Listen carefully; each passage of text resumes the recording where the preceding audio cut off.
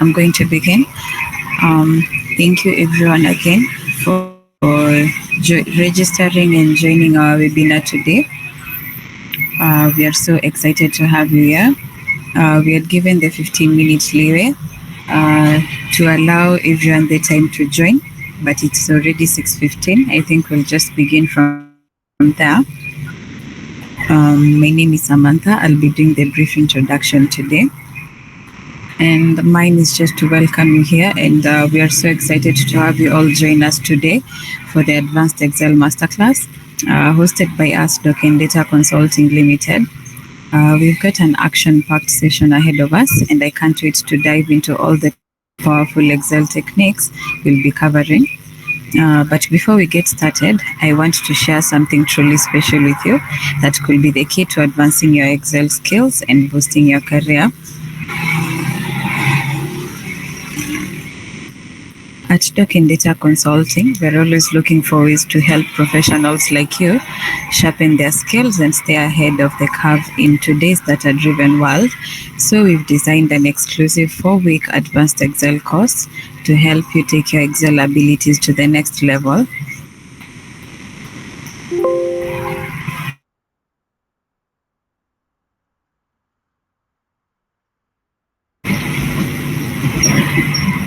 If you're serious about mastering Excel, whether it's to improve your workflow, analyze data more effectively, or even automate repetitive tasks, then this course is tailored just for you. In just 4 weeks, you'll go from an intermediate user to a true Excel expert. Our structured hands-on approach will cover everything from advanced formulas to creating dynamic reports and even automating tasks. Each week, you'll attend 3 live classes where our expert instructor will walk you through real-world applications and ensure you can immediately implement what you've learned. Here's a sneak peek at the content. Week 1, you will tackle advanced formatting. Week 2, you will tackle advanced formulas. Week 3, you will tackle data management and data extraction and cleaning. Week 4, you will tackle data visualization. You will tackle basically visualization of data. Let me give you a few reasons on why you should join this course. This is not just another online Excel course.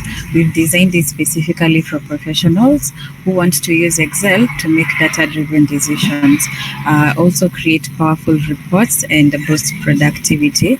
We believe in learning by doing. That's why this class is packed with real-world exercises, examples, and projects that you'll work on through the course. By the end of the course, you'll have the confidence and expertise to tackle any data task in Excel, from building advanced models to automating entire workflows. You'll also have access to exclusive learning materials that will make learning so much easier for you. This course is ideal for professionals across various industries who already have a basic understanding of Excel but want to go beyond the basics. Whether you're in finance, marketing, HR, or data analysis, mastering advanced Excel will open doors to new opportunities and help you become more efficient and effective in your role. If you're a manager looking to generate insightful reports for your team, a data analyst wanting to streamline your data processing, or anyone aiming to level up the Excel skills, this course is for you. We'll talk about the best part, which is the cost of the course. It is very affordable and very sustainable. It's something it's affordable for anyone. This exclusive 4 weeks advanced Excel course is available for only 18,750 Kenya shillings. For that price, you're not just getting hours of interactive training, you're getting a comprehensive learning experience that will pay off in dividends by boosting your productivity, efficiency, and Excel expertise. But that's not all. When you enroll, you also receive access to the course materials and future updates so that you can continue to grow your skills long after this course ends. Enrollment is really easy, but the spots are limited. So I encourage all of you to act fast if you want to secure your place. After the webinar, And during the webinar, we'll share the enrollment details and you'll be able to sign up right away or reach out to me through the number pinned in the side chat and I will be able to help you enroll. So stay tuned till the end of today's sessions for more information about how you can enroll. In the meantime, we'll get started with today's webinar. I'm sure you'll find the content valuable, and if you decide to join our advanced Excel course, I will look forward to seeing you there. I will now hand over the session to Simon, who is our lead trainer today, and he will take us through today's sessions. Welcome, Simon.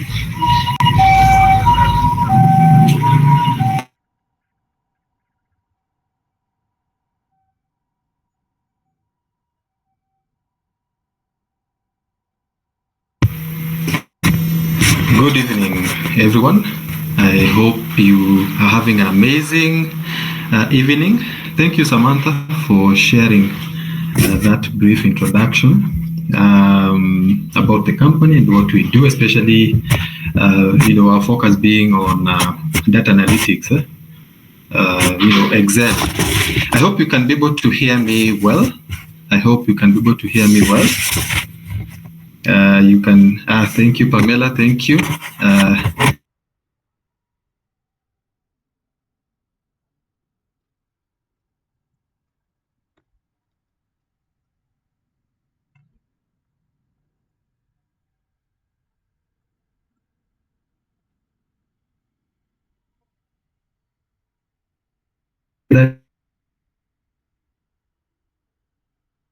Development, that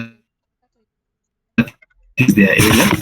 So it is good to hear from someone who is in the field of professional development.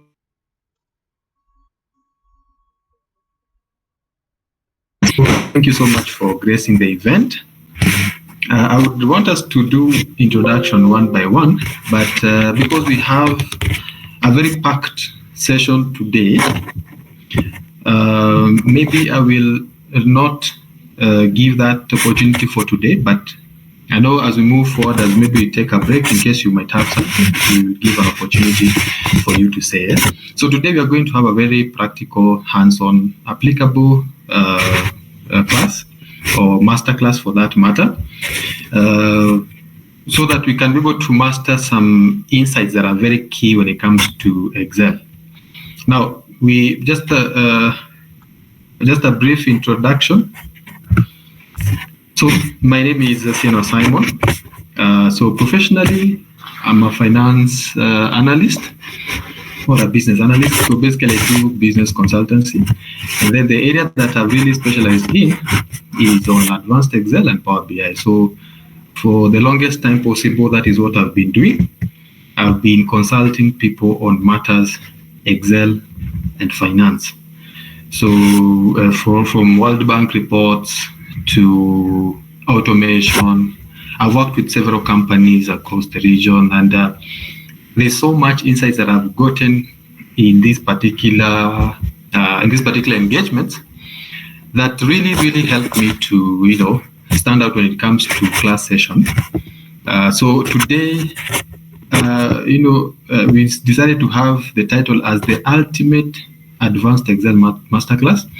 The reasons why we decided to have it as ultimate is because whatever we are going to cover today is the ultimate, is the key item that when you master in Excel, you can be able to solve at least 60% of your problems, because we'll do lookups and logical functions, then we'll do data extractions, and then we'll see how to extract reports and print out those reports.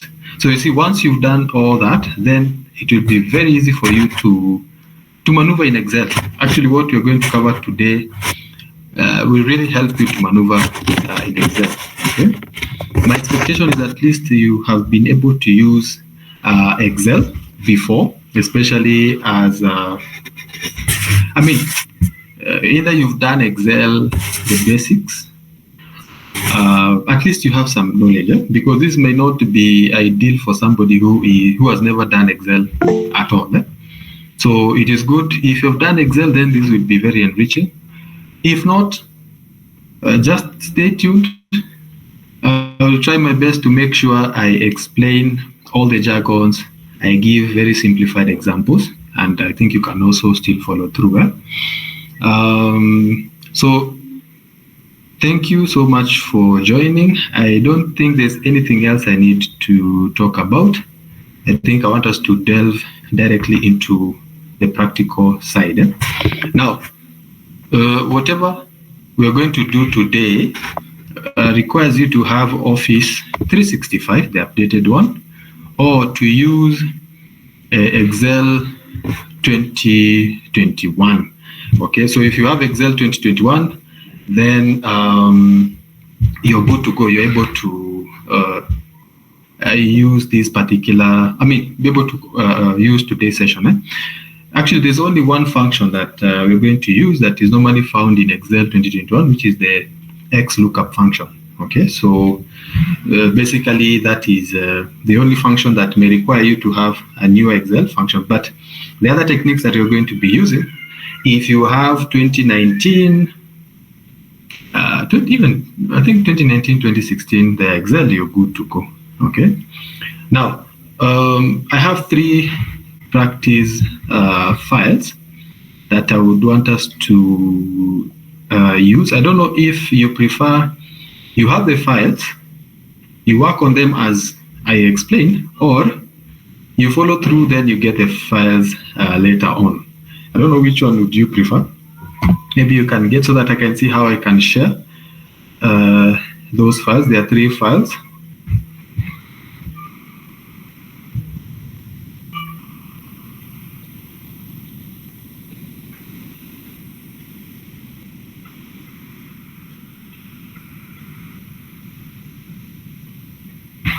Yes, you can use the chat box. I know ideally if you have a notebook, if you have a notebook, you can always follow through. And then because we are recording this session, you can still be able to do the practice afterwards. But I think the best for me would be you follow through. Okay. I think we can walk through and share the files later. Once I start, it will be very, very intensive. We have 1.5 hours to cover nesting of lookup and logical, exploring advanced filter techniques. But let me do this. Let me share so that those who are okay following through with the files can be able to do that.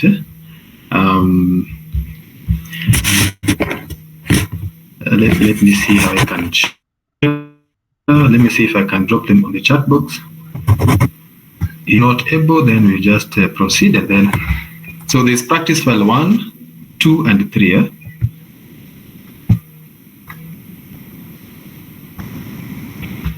So I think that is not possible.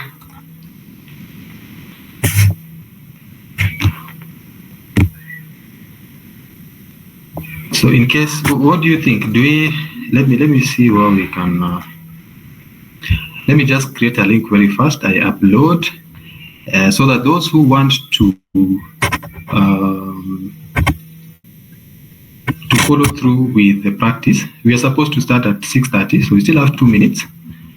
Today we said we will keep time and we make sure that we are able to maximize each and every second that we are going to have. So just give me, in the next 1 minute, I upload and share with you a link where you can download.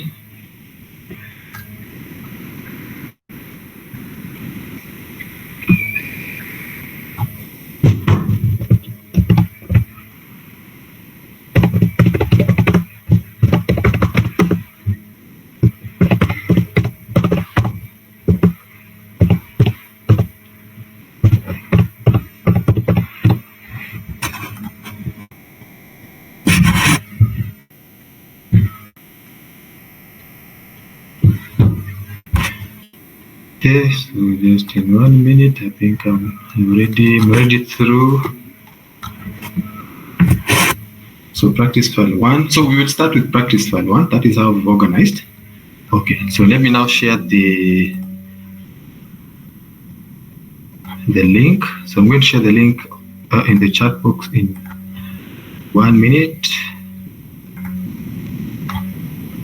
Limit access. Okay. Let me just make sure that you can be able to download.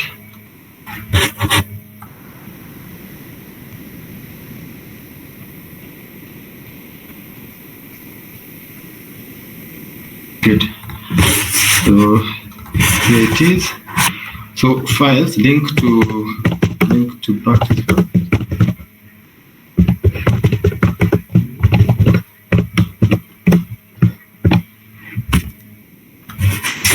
So I've shared let me see. Okay, good. So I think I've shared a link to practice files. So if you open that link, it will take you to the advanced Excel webinar folder, today's webinar, and we have 3 practice files. So you can download the first one. If you want to follow through as we are working on it, you can download and then we proceed. So I think that has sorted out. So for those who would want to follow up the practice and then maybe do the practice later, then also that is also good. You can be able to do that. So what I want to do, I want to give a highlight of what we are going to be discussing. So I want to explain some of the jargons that we have, and then now I come to the practice. Okay, so that at least when I mention something, you already have an idea of whatever it is. So that is what I want. I hope you can still hear me well. I always like to keep on asking this so that I don't lose anyone. Good. So let us start with just a few of the jargons.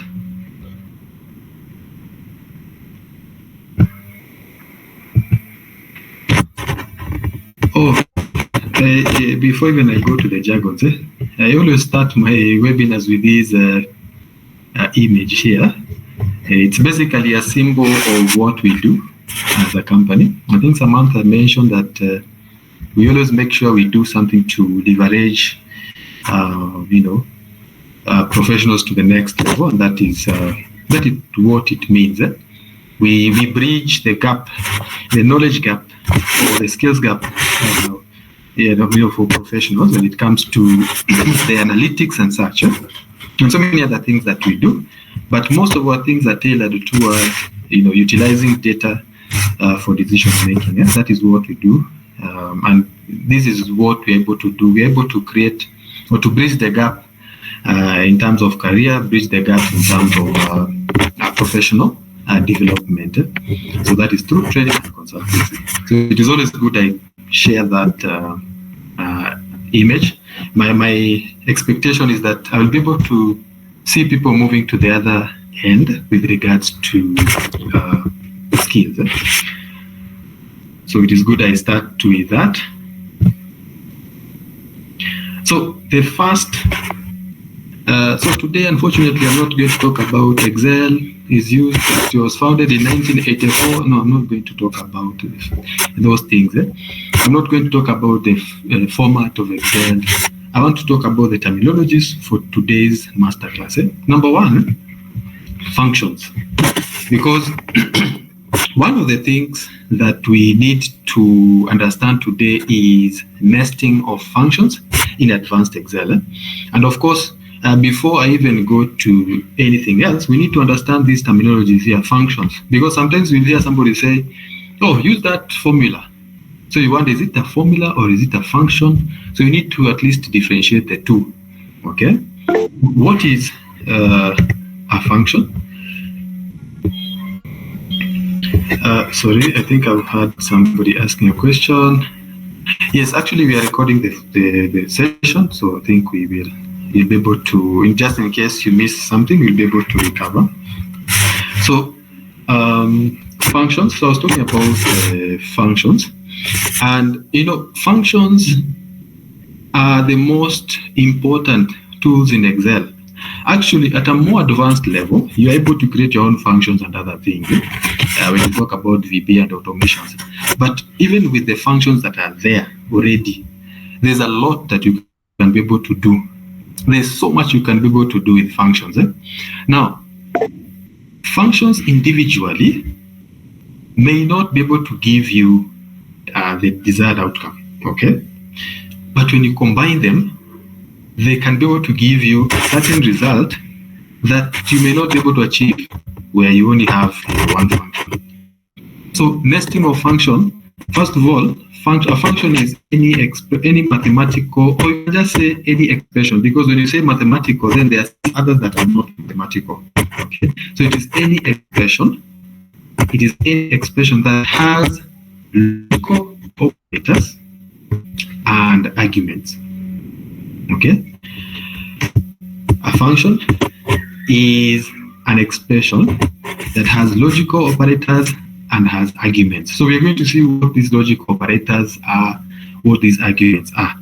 Okay, so and the thing about a function, as much as it is an expression, it always has a predefined command. Okay, for example, the sum function has a predefined command, an execution, because sum will only put together items, will add things together. Okay, so that is a function. Then nesting of function then means you have multiple functions that you put together. Okay, you have multiple functions that you put together. So nesting functions. And then the other terminology is formulas. So our formulas, the as functions. Because you see, when you get into the advanced level of handling functions and formulas, it is good to understand what a formula is. A formula is an expression with logical operators and arguments, but they normally don't have a predefined command. Okay, they don't have a predefined command, so they're just any expression. There are some logical operators there in that expression. There are some arguments in that expression. See what arguments are in that expression, and there are other characters in that expression. So that's a formula. So a formula is more of one. It's just an expression. Then a function, it is an expression, but with a predefined command. So when you say equals 1 plus 1, that is a formula. Okay? But again, you can have equals sum 1 and 1. So that becomes a function. So ideally, the term that you can always use without any worry is a formula. Which formula are you using? Okay, but now a function, remember the functions now are predefined. So that is the other one. So I think we've talked about, we've said formulas and functions, they contain logical operators. Now these logical operators are mathematical expressions. For example, equal sign, greater than sign, less than sign, the not sign. We're going to see the not sign today. Basically not equal to sign. And I think those are more of the common, I think those are the logical operators that we have. Equals, plus, minus, like that. Those are logical operators. And then we have special characters. So special characters include what we call wildcard characters and any other character like hyphen, comma. Those are the special characters. Okay, those are the special characters. Again, we're going to see how they are used in functions, especially in the nesting function. They are extremely important. And then parentheses are basically the brackets. So there are different types of brackets when it comes to Excel, and it is good to know which bracket are you using. Is this the opening and closing, bracket, the normal ones? Is it the square bracket? And then there are other brackets, I think we call them padding brackets, so which are used for other operations. Or there are some levels of functions that you can be able to use them. So parentheses means simply means the normal brackets. Then we have another terminology that I think it is important. So it is the arguments. Okay, arguments. So arguments are simply I can say maybe they are variables, are simply the variables that we are going to put together. For example, when you say 1 plus 1, so 1 and the other one, those are the arguments that we want to put together. And you see, when you nest functions, when you go to advanced functions, the one here, which is the argument, may not necessarily be a number. It can be another function. Okay, you can say 1, so you can say equals a function plus 1, or equals a function plus another function. So these are arguments. Okay, arguments in our what? In our function or in our formula. So arguments are more of like the variables that we want to manipulate. Okay, and then I think something else is reports. Remember, we've said this is the ultimate Excel masterclass. So at the end of the day, we need to understand how to create reports, summary reports. And the reason why I've added the word summary reports is because even a data set that is not cleaned might be a report. But in this particular case, I want to focus on summarized data. How do we achieve summarized data? So summary reports. So that is some of the things that I would want us to look at when it comes to nesting of functions. Nesting of functions in advanced Excel. And then the word advanced Excel normally does not mean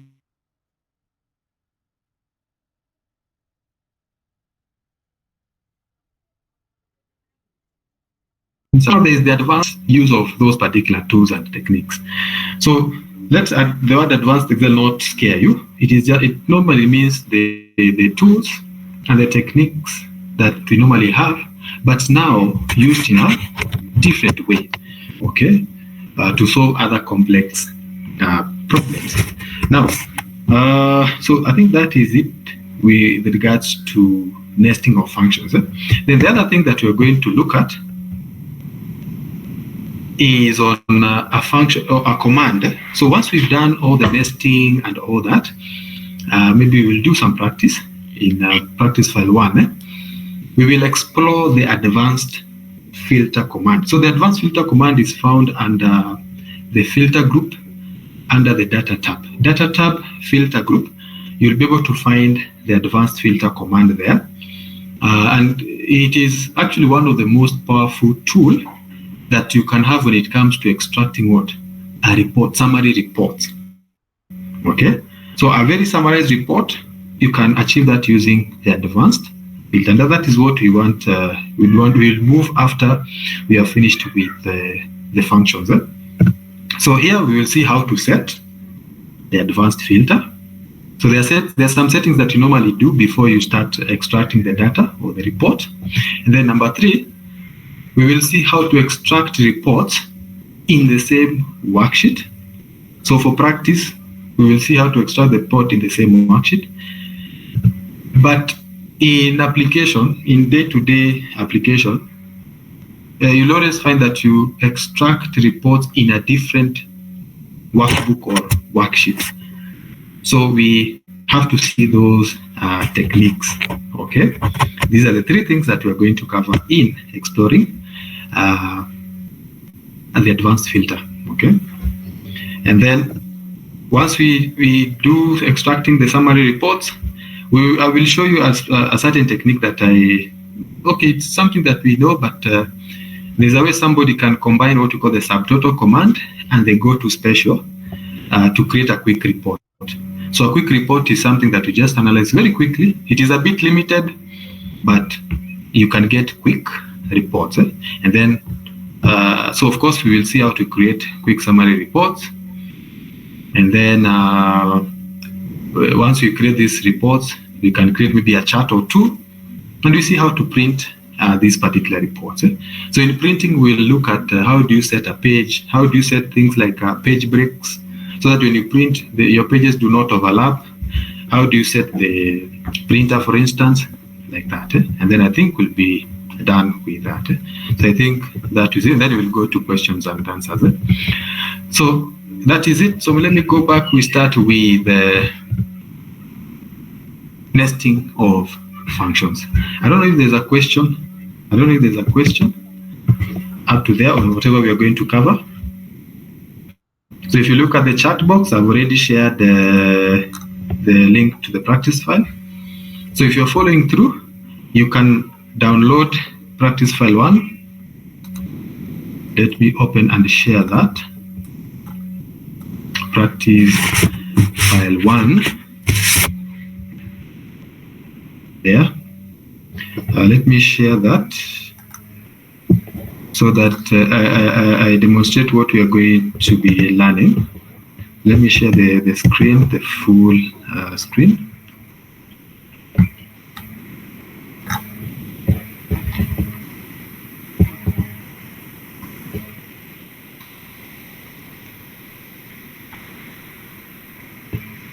So are you able to see my screen? Maybe just one person can respond.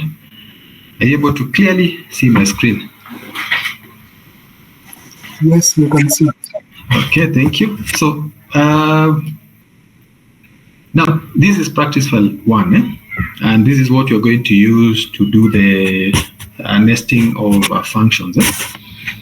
So we have 3 worksheets. The first one is parameters. The second one is dataset 1, dataset 2, and dataset 3. So in parameters, basically parameters, the reason why I think if you have watched the other webinars, you will see that I always insist for people to have a section, call it parameters. So this is where you put your things like, rate, tax rate. So it is always good to put them in one worksheet. Okay, so where other reports can refer to, because you might need to make it as dynamic as possible. So the parameters worksheet is always important. For my case here, you see I have rates for payment of what? Of commission.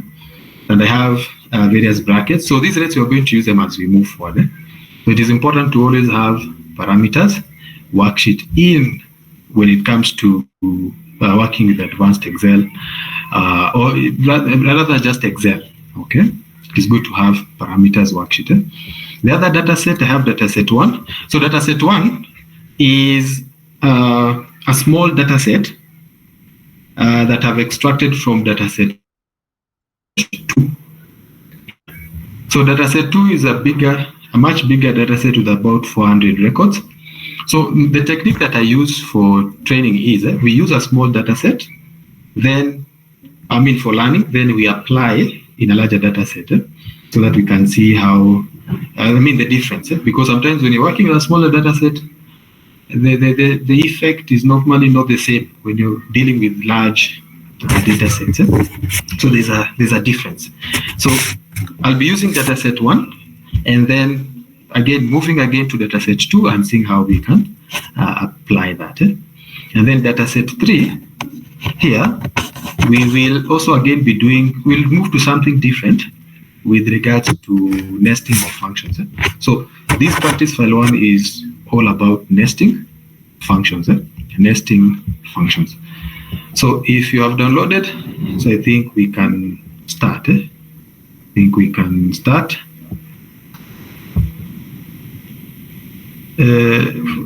Okay, let me share the link again. I think I will pin it. Let me just pin it so that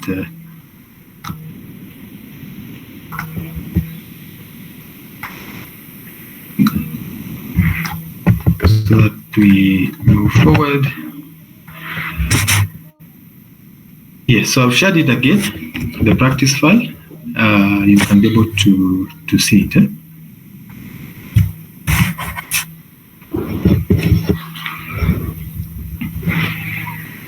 So give me 1 minute. I thought something, and then we proceed. As you download, those who are downloading, let me give you 1 minute. I want to set up a backup laptop just in case, so that it does not we don't get disrupted. So download practice file 1. Download practice file 1. and then we proceed.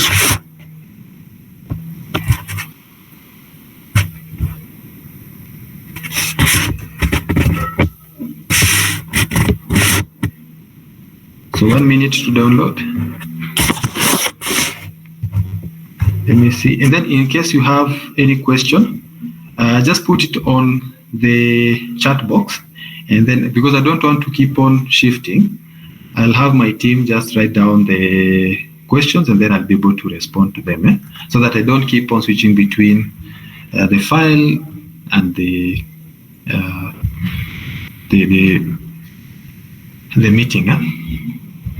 So just a minute, 1 minute.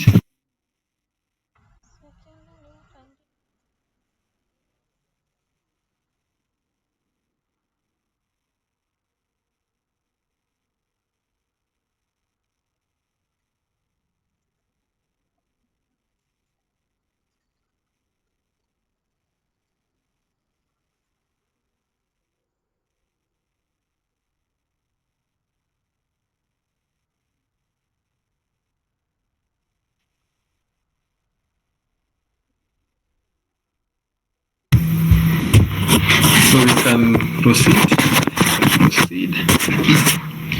Now,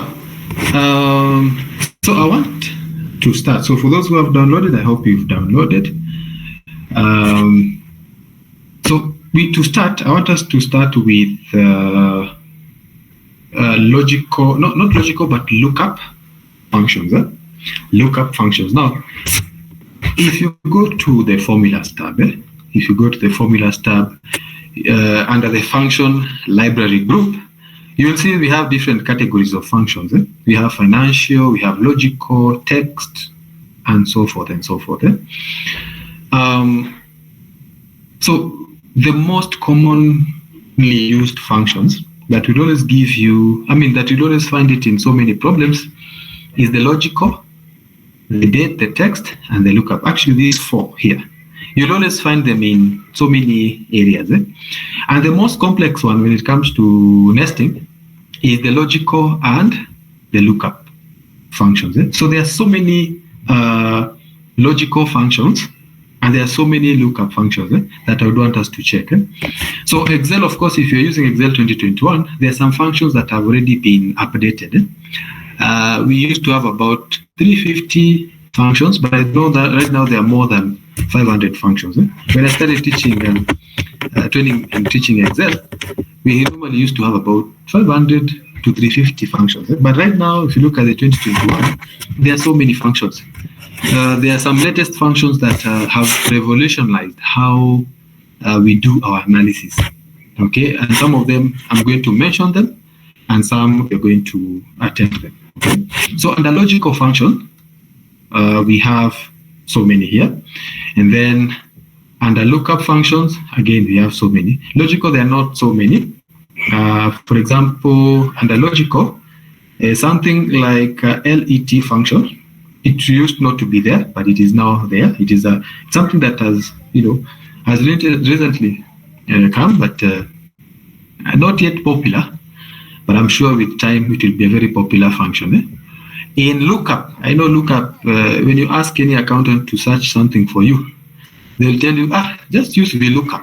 VLOOKUP is so common that I think it is almost in every accountant's or finance person's mouth when it comes to searching. So this one, VLOOKUP. So VLOOKUP and also sometimes HLOOKUP. Even HLOOKUP is not even as popular. But now you realize that they may be popular, for example, VLOOKUP, but it has its own downside. It has, so many downsides when it comes to getting information.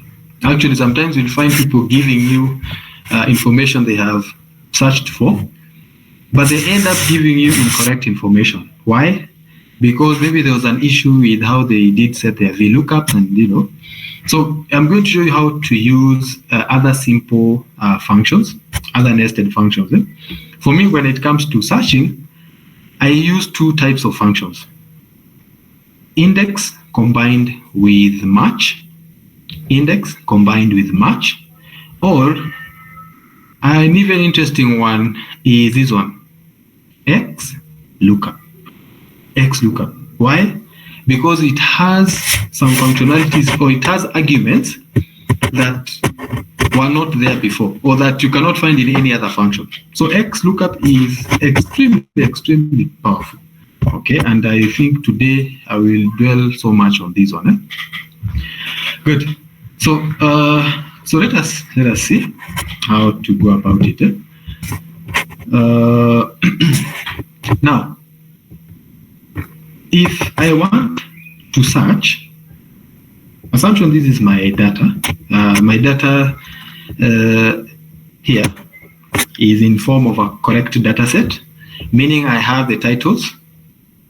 Okay, I have the title. So row number 1 comprises of the title fields. So anytime you find that your data, row number 1 is not the titles of the different variables of the different columns, then you're likely not to have a very good or smooth analysis. So my first row contains my titles of the column of the series of data. Then I have, so if I've selected like this, I've selected from A1 to F10. If my selection is from A1 to F10, then if that is my selection, then my selection has how many columns? 1, 2, 3, 4, 5, and 6. It has 6 columns. And how many rows does it have? It has 10 rows. Okay, so there's a difference between the data range and the data set. So when you say a data set and here data range, these are two different items. So data set is this combination. Everything in this worksheet is the data set. But the moment I select here up to there, I can say this is a data range. So my data range is starting from A3 to E9.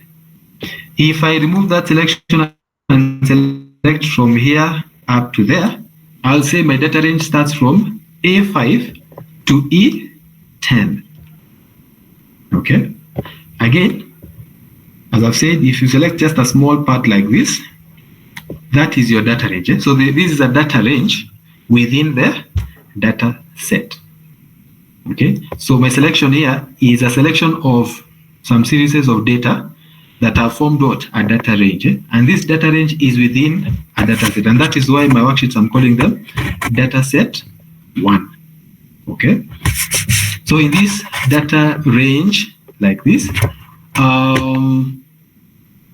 the way lookup functions work is that you need to refer to a data range. Okay. The way lookup functions, these ones, the way they work is that you need to direct them to a data range. For instance, I've selected B1 to C10. So that is a data range. Now, the way lookup functions will look at my selection here is that it will look at this data range as comprising of 2 columns and 10 rows. So if, for instance, I've selected this range here and I link it to any lookup function, the lookup function will say the selection has 2 columns and it has 10 rows. Okay, so this is the data range that the lookup function will always refer to. Okay, so that is the difference. So if I select the entire worksheet like this, it means if I select the entire worksheet and link it to a lookup function, it means I am considering all the columns and all the rows as my data range.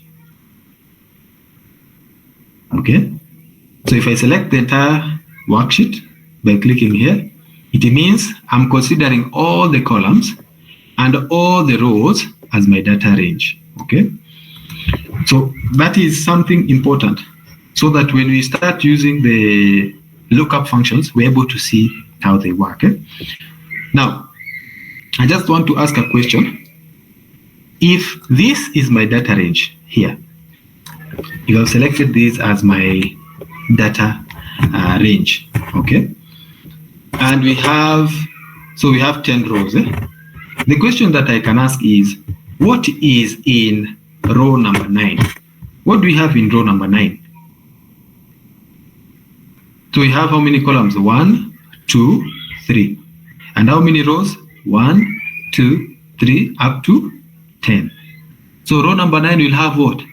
25th November, John, stationery.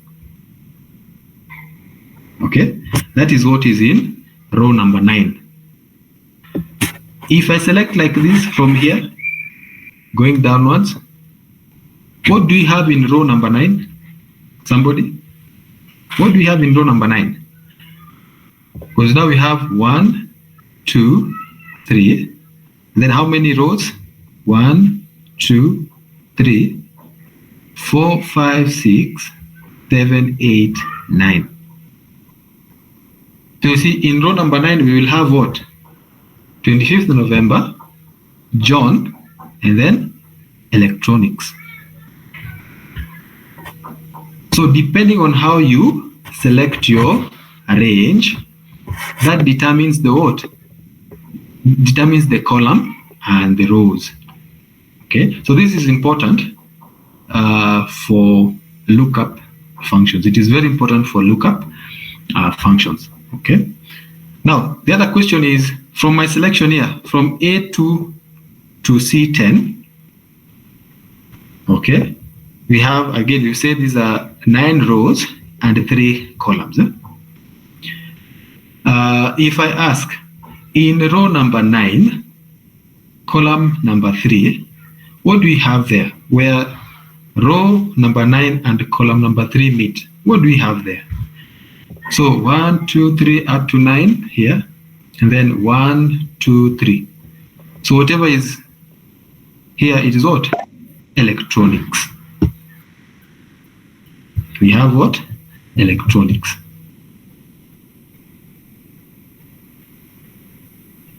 So that is the essence. So if I say, if my selection is from A2 to C10, then row number 9 will have this record. But if I select from here up to here, row number 9 will be this record, the one for John and stationery, and not the one for John and electronics. Okay. Now let us proceed now to using the functions. Now, if I was to use, I don't even know the last time I used VLOOKUP. I believe VLOOKUP is still basic of a function. So one of the functions that I normally try to use a lot when it comes to looking up data is the XLOOKUP function. Okay, the XLOOKUP function.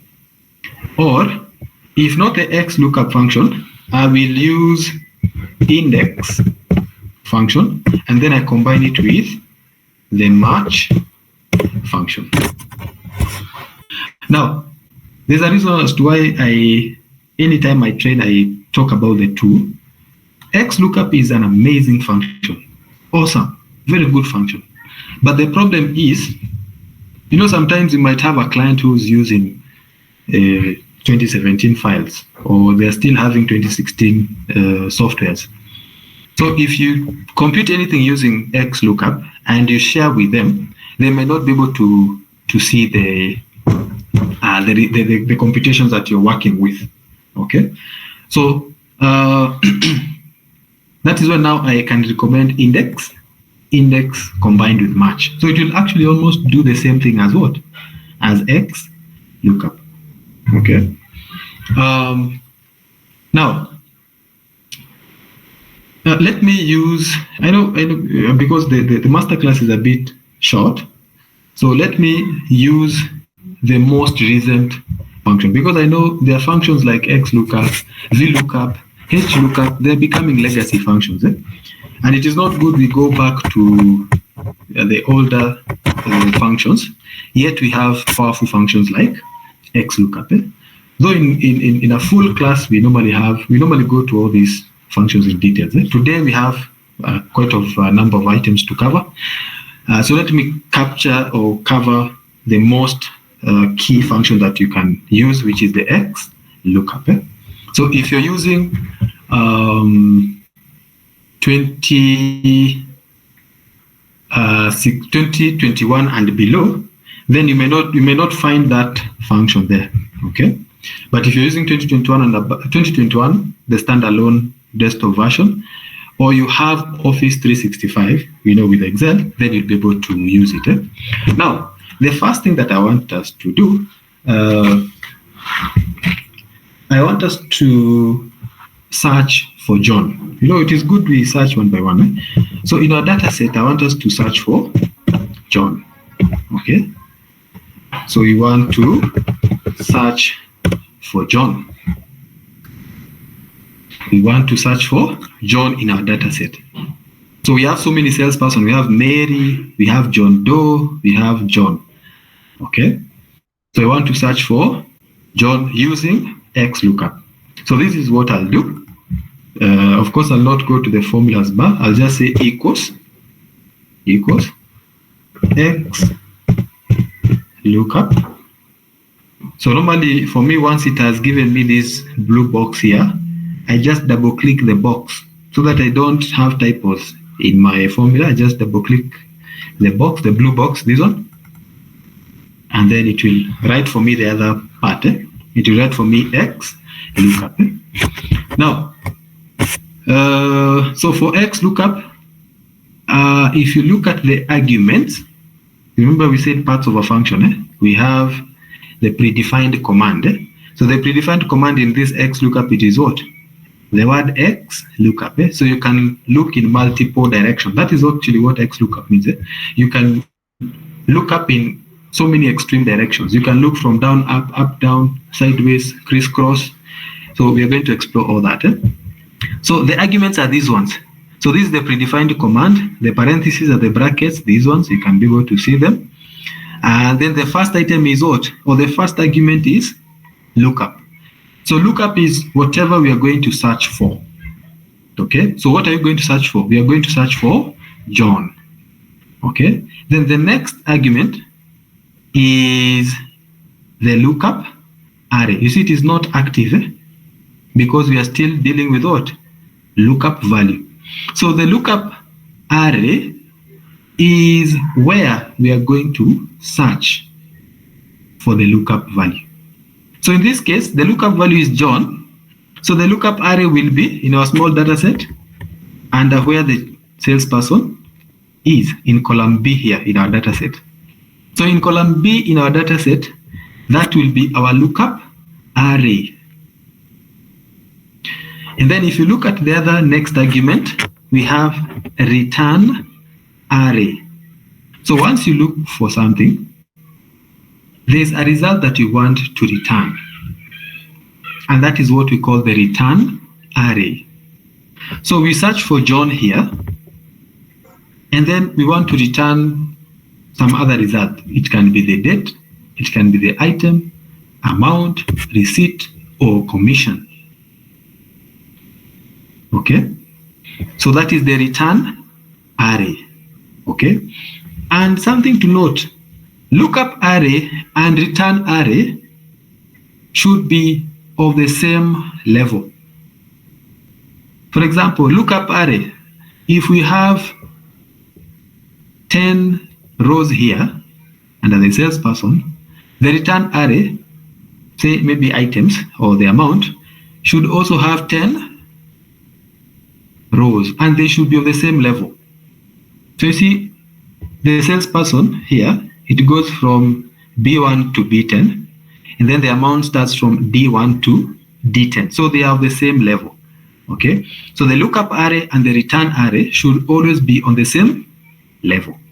Okay, then the other argument is if not found. So what if you search for John and John is not found? What did you do? So there's an argument for if not found. Okay. So in other lookup functions, it will actually, you'll only reach up to, lookup array, return array, and then that's it for all the other functions. But for the newer functions, if not, for the X lookup function, what has been added is if not found, match mode, and search mode. Okay, so if not found, in case you search for John and you do not find John, then what should be returned? You see, we have our return array, but what if we search for John and we don't find, or we search for whatever is here and we don't find it? What should we return?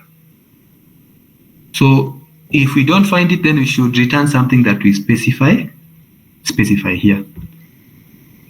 Normally, we use this for when you want to do bank reconciliation. You want to compare cash book and a bank statement, so that when you search for items in bank statement and they are not found in cash book, then give a note.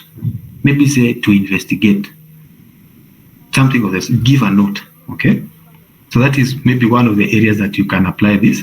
And then match mode, you see, when you're looking for John, under match mode, you let us say I want you to look for John, and if you get exactly John, then return something.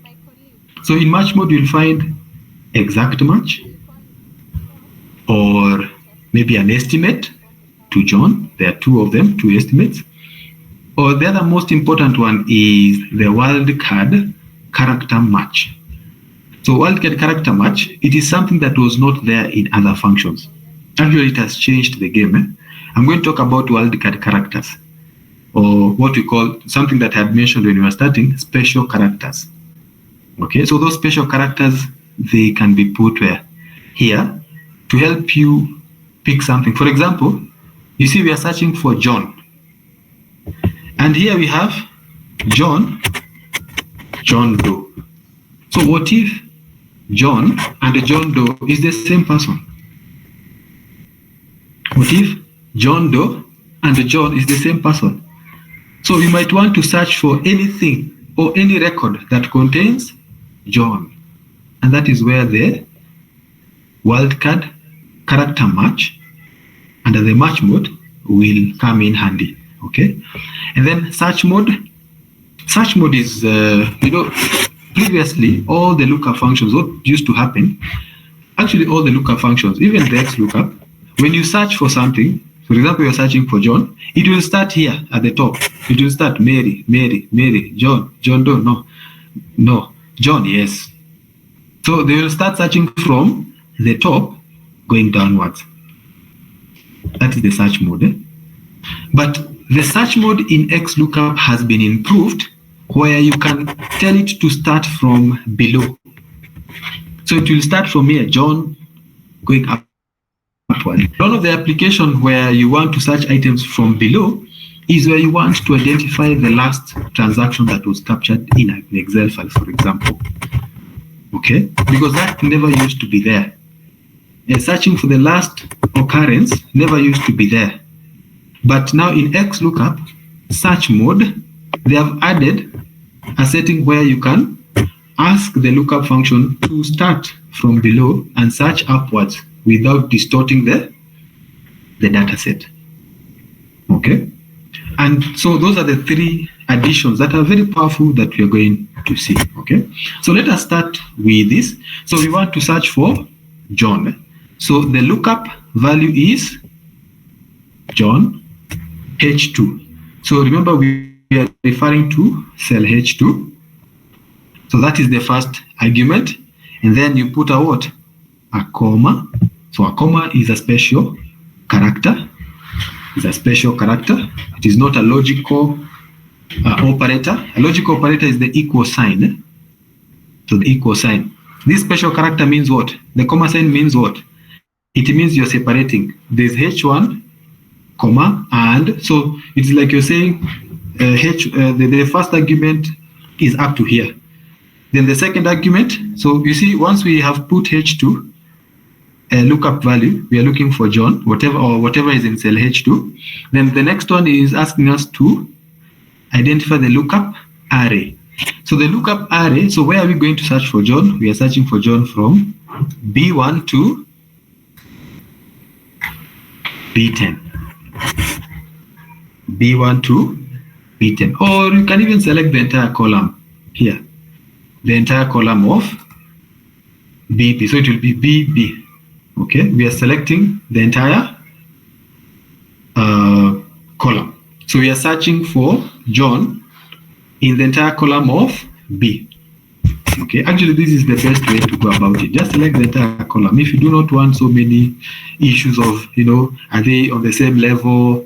If you don't want so many issues of that, just select the entire column. Okay, but ideally you just select the what? Up to there. That is the lookup array, B1 to B10. Then, comma, the return array. So once we search for John here, what do we return in either of the other columns? So we had said we return what? Amount. Like that. So we return D1 to D10. Okay, so that is the return array. Then we put a comma. So look at what will happen when I put a comma. It will move from return array to if not found. So it goes to if not found. So if we search for John and we find it is not there, or we search for whatever is in H2 and we find it is not part of this, what should we return? What should we return? Ideally, we should return something here in this column. But if we don't find whatever we are searching here, what should we return? So we need to specify. So we can say, we can put a word, opening. You see, I've started with opening speech marks, so that I'm telling Excel this is just a word. Don't compute on it. I'm saying not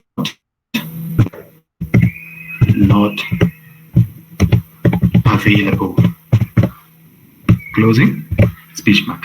So that I'm telling Excel, no, this is not a number for you to compute or manipulate. Just leave it as it is.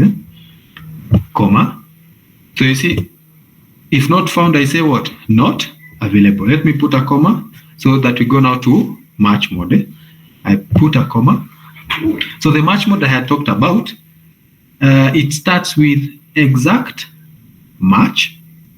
Exact match, it means it will only look for the exact same thing that is here. If it does not find the exact same thing, then it will not return anything. It will actually say not found. Okay, so that is exact match. Ideally, you'll find this is the most common match mode. So ideally, it will be 0 to get an exact match. But you can have others.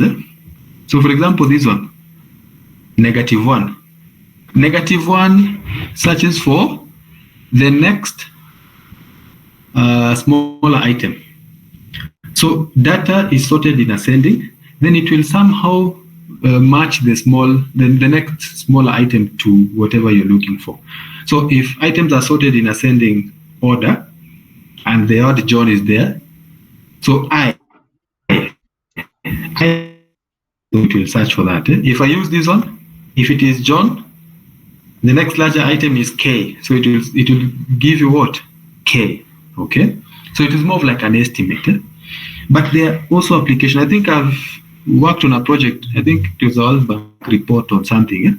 It was so complicated. There's a place where we had to use this. I had never come across such an application, but then I realized, there's a problem that will require you to use an exact or next larger item. So it can be applied, but very rare. The most common one is exact match.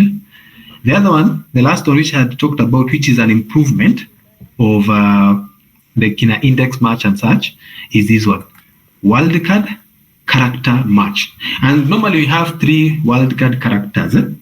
So they still fall under the special characters. The commas, these opening and closing speech marks For me, I call them special characters because they are not logical operators. But under special characters, we have what we call wildcard characters. Okay, so wildcard characters, we have 3 of them. Normally there are 3. We have, you see here, even this box that is popping up here, we have the asterisk, which is a star. We have the question mark, and we have what we call the tilde. Okay, so the star, the asterisk, normally helps us to extract specified items within a cell.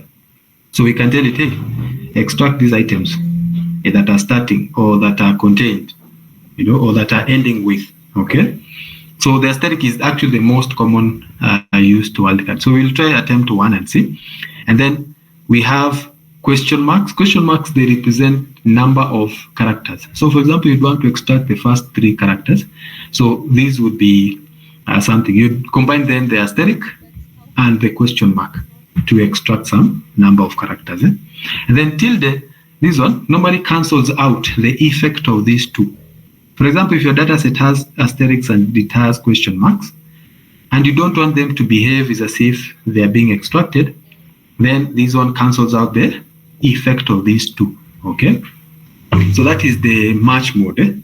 Now, before I test the wildcard character match, let me first of all use the exact match. So let us use the exact match, and then the other test we'll do using the wildcard. So let me put a 0 like that. So we will be getting an exact match, or we'll be searching for an exact match.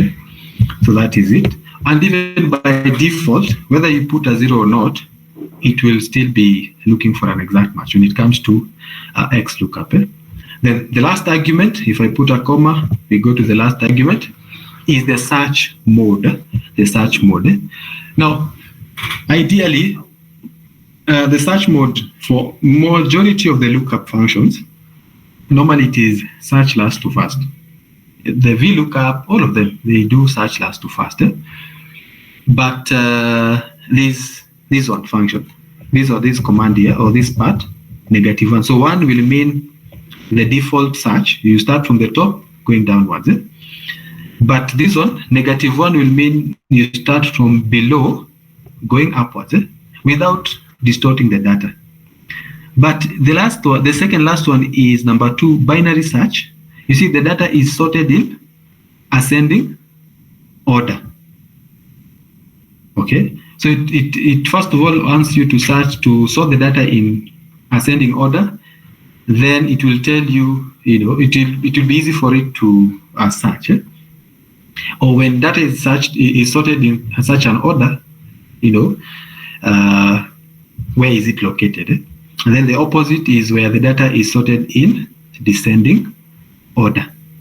Okay, so you see here, perform binary search. If not sorted, invalid results will be returned. So these are rarely used, these 2, where you have to search your own data. You have to set your own data set into either descending or ascending, then you search.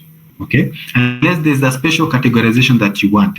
Otherwise, majority of the time you'll use search first to last. And then the improvement that I find so much interesting is search last to first. That one is, for me, it's very interesting. I really like that one. And we're going to see how it is used. So let me put the default one, which is 1, which is search first to last, which is normally the default. And then I close the bracket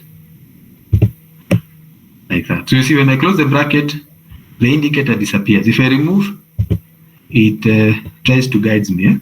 So ideally, actually, without even closing the bracket, you can just tap enter, and Excel will know that you have finished working with the lookup function. But I always discourage that, because there are situations whereby you need to close the bracket, especially when you're nesting functions. You need to close the brackets. Okay, you really need to close the bracket. So if you make it a habit, you'll never have an issue at all. So if I close the bracket, if I close the bracket like that, then I tap on enter. The common habit is people click somewhere on the outside. Very wrong practice. Tap enter. Use the enter key to accept your results. So you see, now I've tapped enter, and I've gotten 310.8. Now, if I go to my data set, I look, that's why I'm using a small data set so that we can investigate. If you look at John this is the first John. We started from first to last. So we were looking at 1, 2, 3. So the first John that we got, we returned his what? His amount.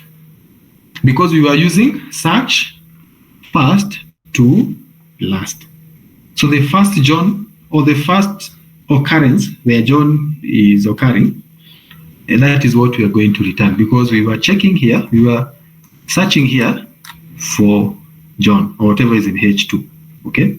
And then we were returning here. So we found John, the first occurrence, which is 310. So if we modify our formula, if I just click on the formula and I click on the formula bar here at the top, I click inside there, then I click there. So if I want to search from last to first, it will give me now what? Not 310, it will give me 131.10. So all I need to do is where the search mode is, this one. So the search mode, we said 1 is the default. Let me delete so that you can see. 1 is the default, but when I put -1, it will say search last to first. Close the bracket, enter. It will give me 131.1. 131.1, because if my selection is this, I'm searching here and returning here, I'm starting from below. So the first John that 131, I returned there 131. Okay, so that is one. Now the other question is, you see, now we've started simple. When you want to climb a tree, you don't jump at the top, you start from the below. So let us now move a step forward. Now you see John, there are so many John here. We have John, we have stationery. Okay, I mean, we have the salesperson and we have the item. So we might want to refine our search. We might want, for example, to say we want to search for John the day he sold stationery. Okay, so for example here I have 25th November. You see, this one is very specific. I would want to search the date. You see here I'm searching for one item. I might want to search for multiple items. Then return something, because that is maybe more practical or applicable. So let me move this formula of mine up to somewhere there so that I can add more search. So there's search 1, there is search 2, and there is search 3. So I want to search 3 items like this, and then return the result. So I want to specify the date. Let me move this one here. So search 1 will be the date. Search 2 will be the item, the salesperson, and search 3 will be the item. So for example, I want to see John on 25th November, electronics. You see, there's no other unique record like that. So I want to see on 25th November, where John sold electronics, how much did he sell? So here, I will type what? 25th November 2025. Is it 2025? No, 2024. And you need to be very keen with these. It has to be the same as your system data. You see, mine it is 27/03/2025. So that format should be the same. Okay, so I want to search this date where the salesperson was John, and whatever was sold was electronics.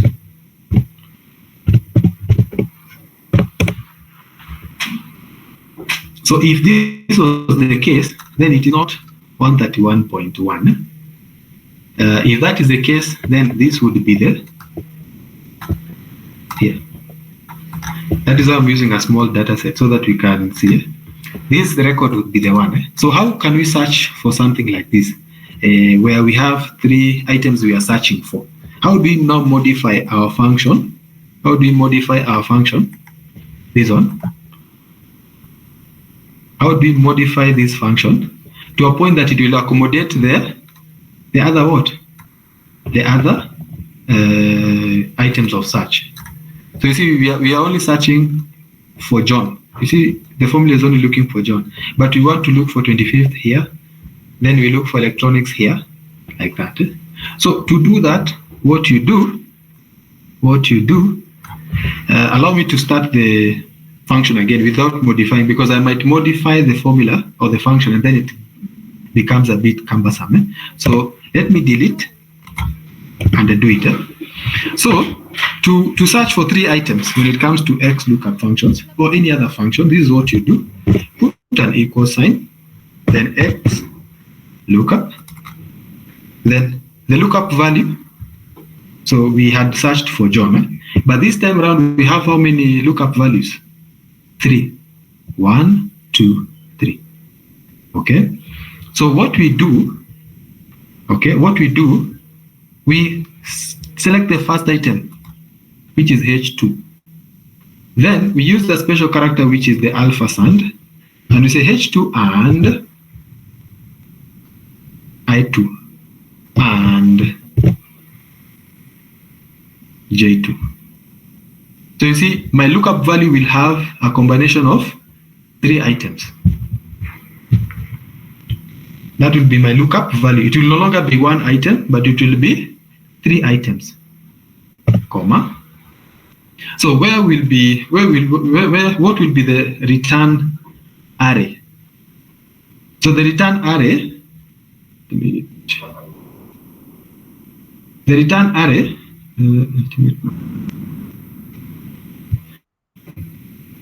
me just turn this off so it does not.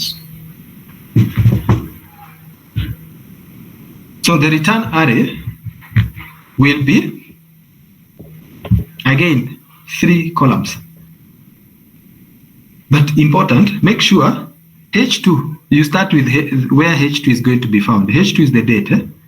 So it is going to be found where? Here. Or you can select the entire column. So that is A12, A10, this one. Then and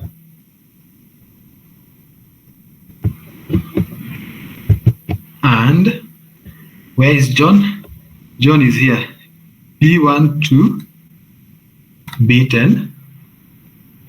Then and where do we find electronics or whatever is in search 3? You find it in C12, C10. Again, you can select the entire column, especially if your data set is big. You don't need to select like this, you just click here. Okay? Then comma. Then the return array,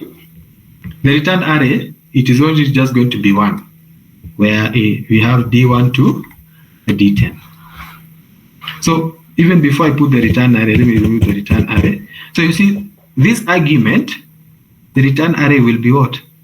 Will be a combination of many return arrays, because we will be looking for many lookup values. So we are looking for many values in very many lookup arrays, but we are returning results from one area, and that one area is D12 to D10. Okay, then comma. If not found, match mode, search mode. Now, because I'm very specific on what I'm looking for, I will ignore those ones. Let me not put if not found, match mode, search mode, because I know by default, match mode, it will start from top to bottom. It will be first to last. Then search mode, match mode, it will be 0. It will be 0. We will be looking for an exact match. Then search mode will be starting from the top to the bottom by default, even without me setting them. That will be the default setting. And then if not found, if I don't put anything, it will give me that error of NA. NA if something is not found. So let me not specify anything. I close the bracket. So I've ignored the last three. And then I tap enter. So you see, I'll get what? 131.1 because I'm searching here for 25th. And then I'm searching here for John. And then I'm searching here for electronics. So where all those things are found, then the result is returned. Okay. So for example, if search 3 I change to stationary,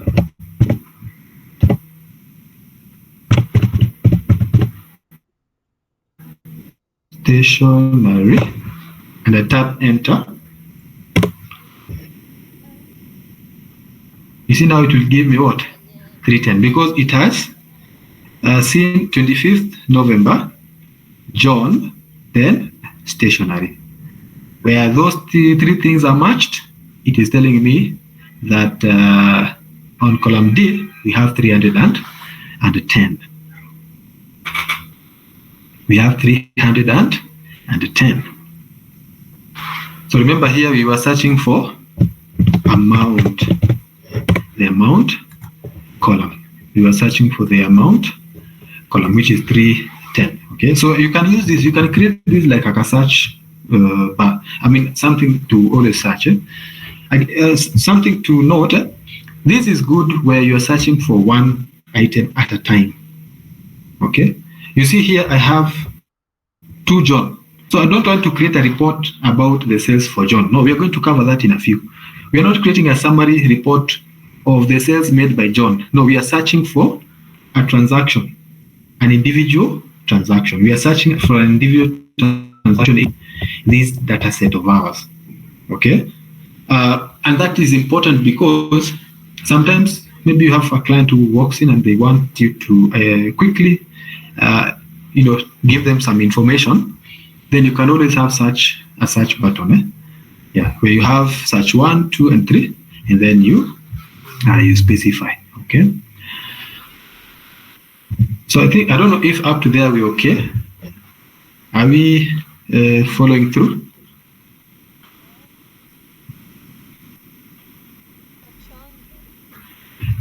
And I hope you're also able to hear me well.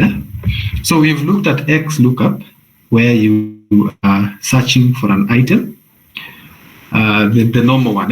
And then we've seen that you can do an exact match. You can do what we call, you can change the search mode. Instead of first to last, you can change from last to first. I think the other search that we might need to have is where we have a wildcard character. For example, I want on 25th, okay, John, anybody who was John, or the first transaction that was John, okay, that contained John, okay, the first transaction that was John, regardless of whether they have other names attached to them, we see it or we return it. Okay, you see in our small data set, again, that is why I'm using a small data set for explanation. If this is where we are looking for the values, if we were to say search for John, regardless of whether they are John Doe, John James, provided their name starts with John, give me the first record. Okay, so ideally we will extract what? This one. Okay, we will extract these, which is 55.3. So how do we make sure that we set the formula to consider any cell that has the word John? So this is how you go about it. So I think maybe I can do that separately. Let me assume this is search 1. So I'm repeating something like we did in the first one, search 1, where we only have one search. So here I want to search for John in the first transaction or anything that contains John. I look for it. So I'm going to say equals X lookup, double click on the the blue part, and then lookup value is this one, okay, comma, lookup array. So again, we've said you can select the entire column, or you can select just a small place, provided it is the same level as whatever you're searching for, okay. So that is the lookup, so the return array, comma, and then, so that is the lookup array. The return array, we want the amount, like that, okay. So ideally, this would be the basic where we are searching for exactly for John, comma. If not found, if I don't want to put anything, if not found, I just skip it by moving to the next argument. I put another comma, and then here, ideally I said by default it will pick exact match, but now we want it to not exactly look for John. We want it to look for anything that has the word John. Okay? And in our data set, you can see anything that has the word John starting from the top is what? John Doe. Definitely. So let us see if it will return for us 55.3. So I've skipped if not found. So match mode here, I'll put wildcard character, which is 2, like that. Okay? And then I can ignore, if I put a comma, it will tell me search first or last. So I can ignore that. And close the bracket. But there's a problem. What we are looking for is H6. So anytime you put 2 here, you need to put some wildcard characters here. The asterisk, the 3 of them, the asterisk, the question mark, or the tilde. They have to be here. So if I say H6, it means I'm only looking for H6. If I modify whatever I'm looking for and I put it like this, opening speech mark, asterisk, closing speech mark, and H6, then and opening speech mark, asterisk, closing speech mark, like that. So it changes everything. Now what we are searching for, if you consider this, we are searching for H. We are searching for anything that contains H6. We are not searching for H6 alone. We are searching for anything that contains H6. H6 is John. So we are searching for anything that contains H6. So you put it in this manner. You put opening speech mark and H6 is that, like that. And then we are searching it in B1 to B10, B1 to B10, B1, D here, D1 to D10.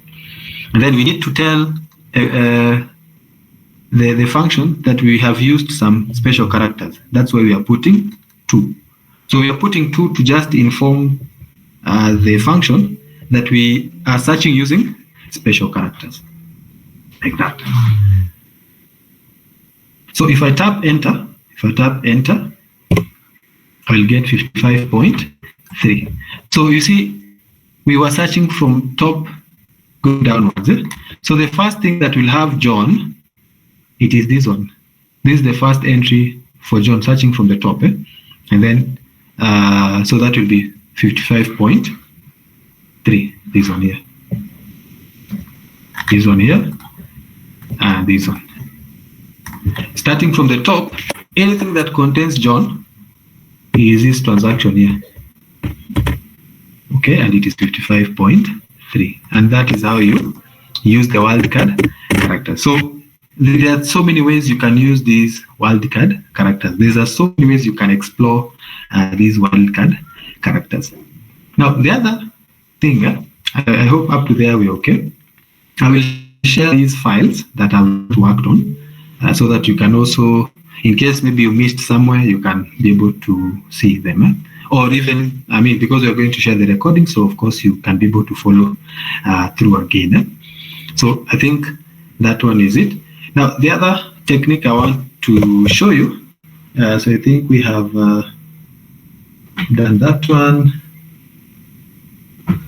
So the other part that I want us to see is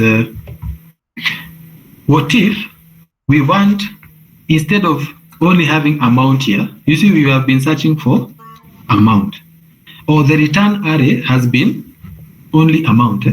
What if I want to make it dynamic so that I can move from amount to receipt to commission? So that maybe I can change here to, instead of amount, I type here receipt, or let me use a list dialog box. Use like, what do you call it? This one, data validation. Sorry, data validation. So we use data validation here to change from amount to this to corner. Here.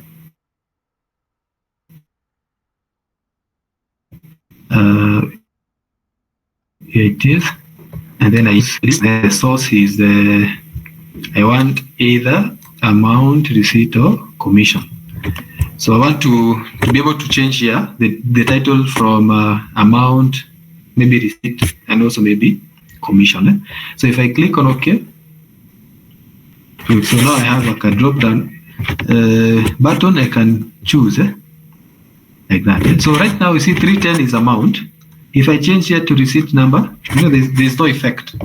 So I might want to see amount, receipt, or commission. So I've searched for John on the record for John on 25th November, where he sold stationery. But I don't want the amount only. I also want it to be dynamic, where I can change to receipt or even to commission. So how do I go about this? Okay, so allow me to do it somewhere. I don't know if there's a question up to there as I wind up the first part. Good. Okay, so let me copy this, all of this, copy and search it here, somewhere here, like that. So that we can attempt a situation whereby, because this one is not working, so we want to attempt whereby if I change here to amount, the value here changes. Okay, the value here changes. So again, it will be the same operation, but in this particular case, you'll need to nest another function. So this is now where we now get into nesting of functions, and this is how we would go about it. Let me use a simple version first. So let me use a simple version here. Let me use a simple version before I get into the complicated one. So I want to change here from amount to receipt to commission. Okay. When I'm searching one item, you see here I'm searching for John. Gives me that.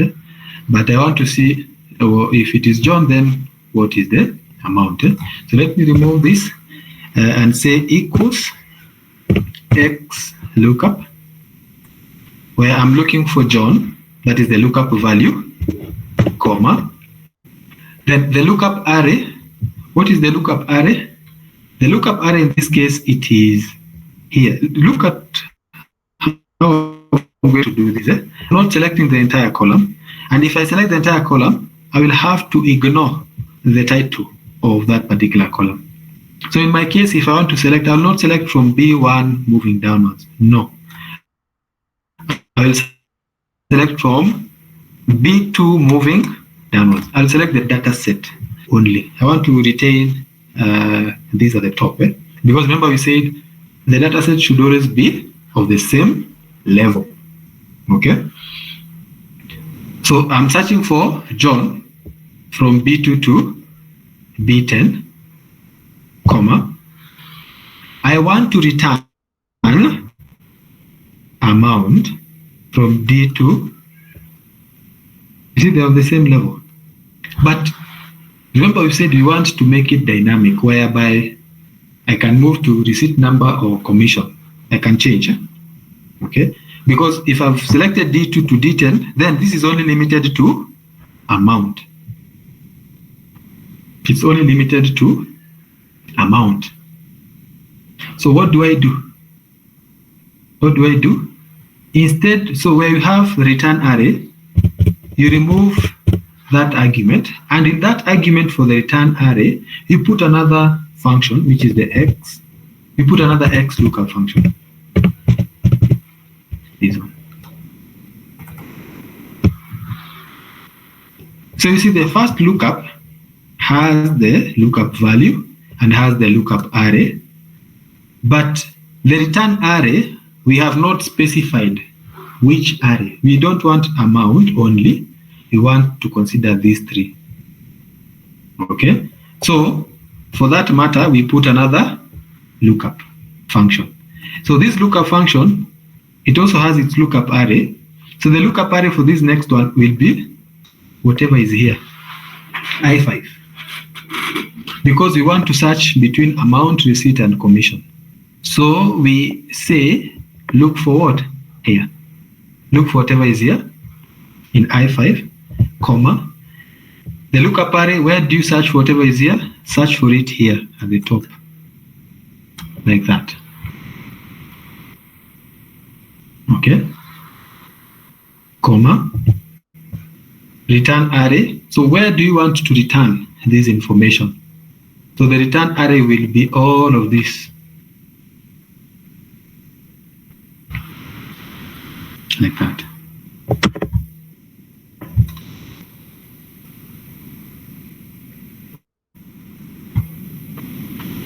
Will be all of that.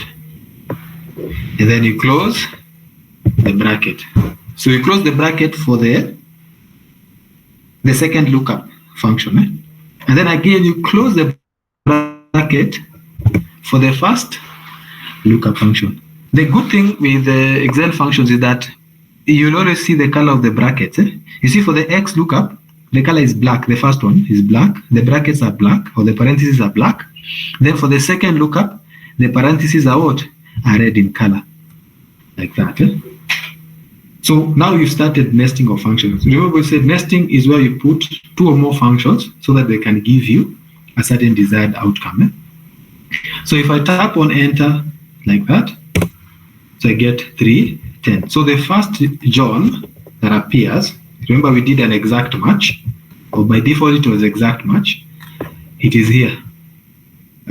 So it searched here, it searched from here, then it found John, this one. Okay, then it returned what? 310, because here we have amount. So if I change from amount to receipt number, it changed to receipt number 18, 19. If I change to commission, it will be 0 because I do not have any commission. Let me put a green color so that you can see there. There is no commission, but if I choose receipt number, it will tell me receipt number, then it will tell me also the amount. So I can use this as a search, a very powerful search tool. So also in this particular case, where you have multiple search, again, you can be able to do the same. You can be able to do the same. This one will be a bit long. Let me do it. I think that is the last one when you talk about, these are lookup functions. So we'll look at logical functions, then we take a short break. So the long one, this one now where we are searching for 3 items, we'll say equals X lookup, open bracket, lookup value, we have this, and this, and this, comma, and then search where? Search here, and here, and here. So search 1 here, search 2 here, search 3 here, okay, comma. Then the return array, we were to put what? Amount only, from D1 to D10, but because we want it to consider all this, we put another X lookup so that it can search here and return whatever is in the column. So X lookup, that is X lookup query. X lookup, yes. Open bracket. So the lookup value, whatever is here, comma. Where are we searching? We are searching either of the three, comma, and then we are returning anything below here. Okay, based on whatever will be selected. If it is receipt, then we return this one. If it is amount that will be selected here, then we return this one. Then close the bracket for that if, and then close the bracket for the last lookup. Okay. Then if I tap enter, I'll get 310. So here I can change from amount.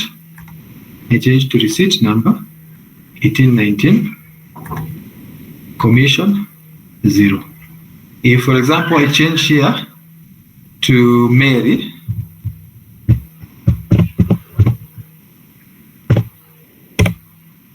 so you'll see in 25th, on 25th, Mary stationery, there is no such a record. If I put, for example, if I change the date to 21st, you'll see commission for Mary was 0, but there was something there, amount, it was 139.9. So Mary, here on 21st, stationery, I think it is this record here, yes, which is giving us 139.8, and the receipt number is 1070, which is 1070. Okay, so you can be able to search. Remember, again, I repeat, this is ideal where you're searching for an individual record. Okay, you just want to quickly search for an individual record, and again, you can use it for other advanced purposes. Good. I don't know if there's a burning question there. Any question maybe from there? Any question?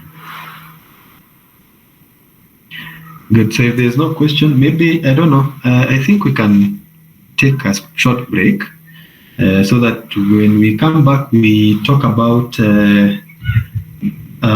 logical functions. We talk about logical functions and we do a bit of nesting. Now, whatever we've just done here in lookup, there's a lot that we can explore here. There's so much to explore. Just that, this is a masterclass to specifically highlight the newer function, something that, can really impact your day-to-day immediately. So XLOOKUP, with those techniques that we've learned, it can really impact your day-to-day, work immediately. So that's what I am focusing on. But there are others that we can be able to look at. So that is it. So I want us to take a few minutes break for about just 5 minutes. At least we cool down our minds a bit, and then we come back and we talk about the other one is logical functions. We talk a bit about logical functions, and the function that I'm going to use is the if function. If function is another very powerful function, and as we are talking about if function, we will also see how can you nest, or which situation can bring you to a point where you're nesting if function and date function. Okay, so data set 2 we will use if and if, and then in data set 3 we will use if and date functions. So we are going to use about 3 date functions to combine it with if. Okay, you see in data set 1 we are talking about lookup functions only. Data set 2 will talk about logical functions only. Then in data set 3 we'll talk about logical and date functions, so that we can also see a situation where you can nest functions from different category. So again, continue sharing your questions on the chat box so that maybe after the session we can be able to look at it. So we can take a break from there. It is 8, exactly 8. We can take about 5 to 10 minutes, and then we come back and we do the rest of the part. We finish the other parts. So thank you. In case you have a question, please put it there. It is going to be noted down, and I'm going to respond to it. So 5 to 10 minutes. Thank you. Thank you for listening.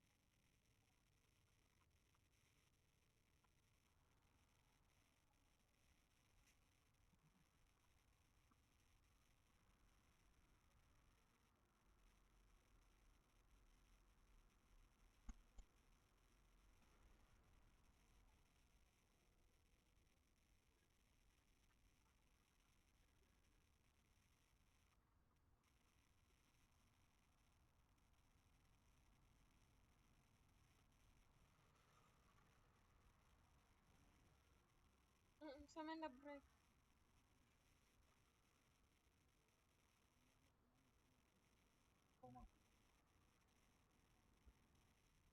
Unasikia?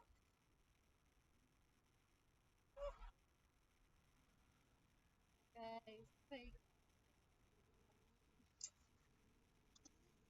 mimi niko na stress.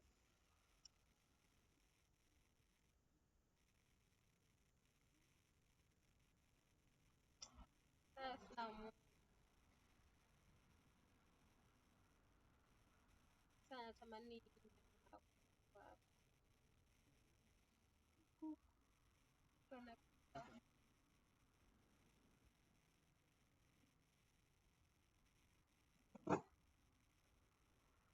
hey,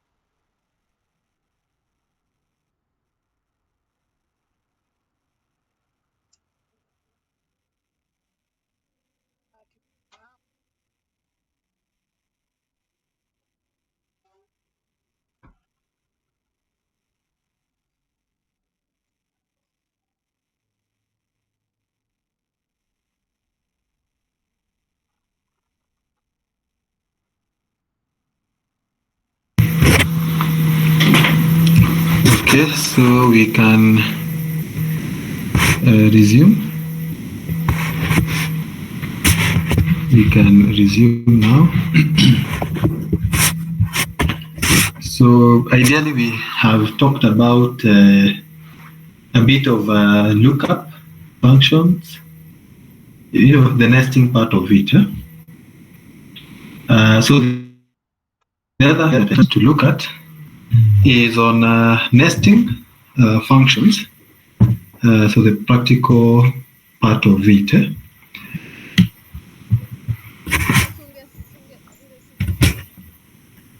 Okay, so I hope the rest have resumed.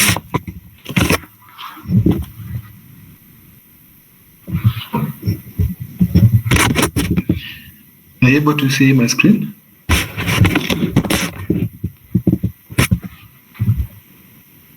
I hope I'm also audible.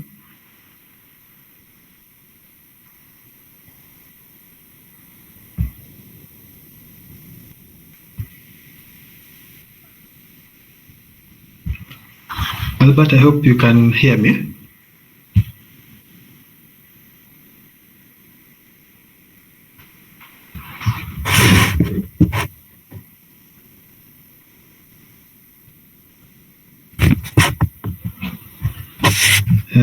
Let me know so that I can proceed.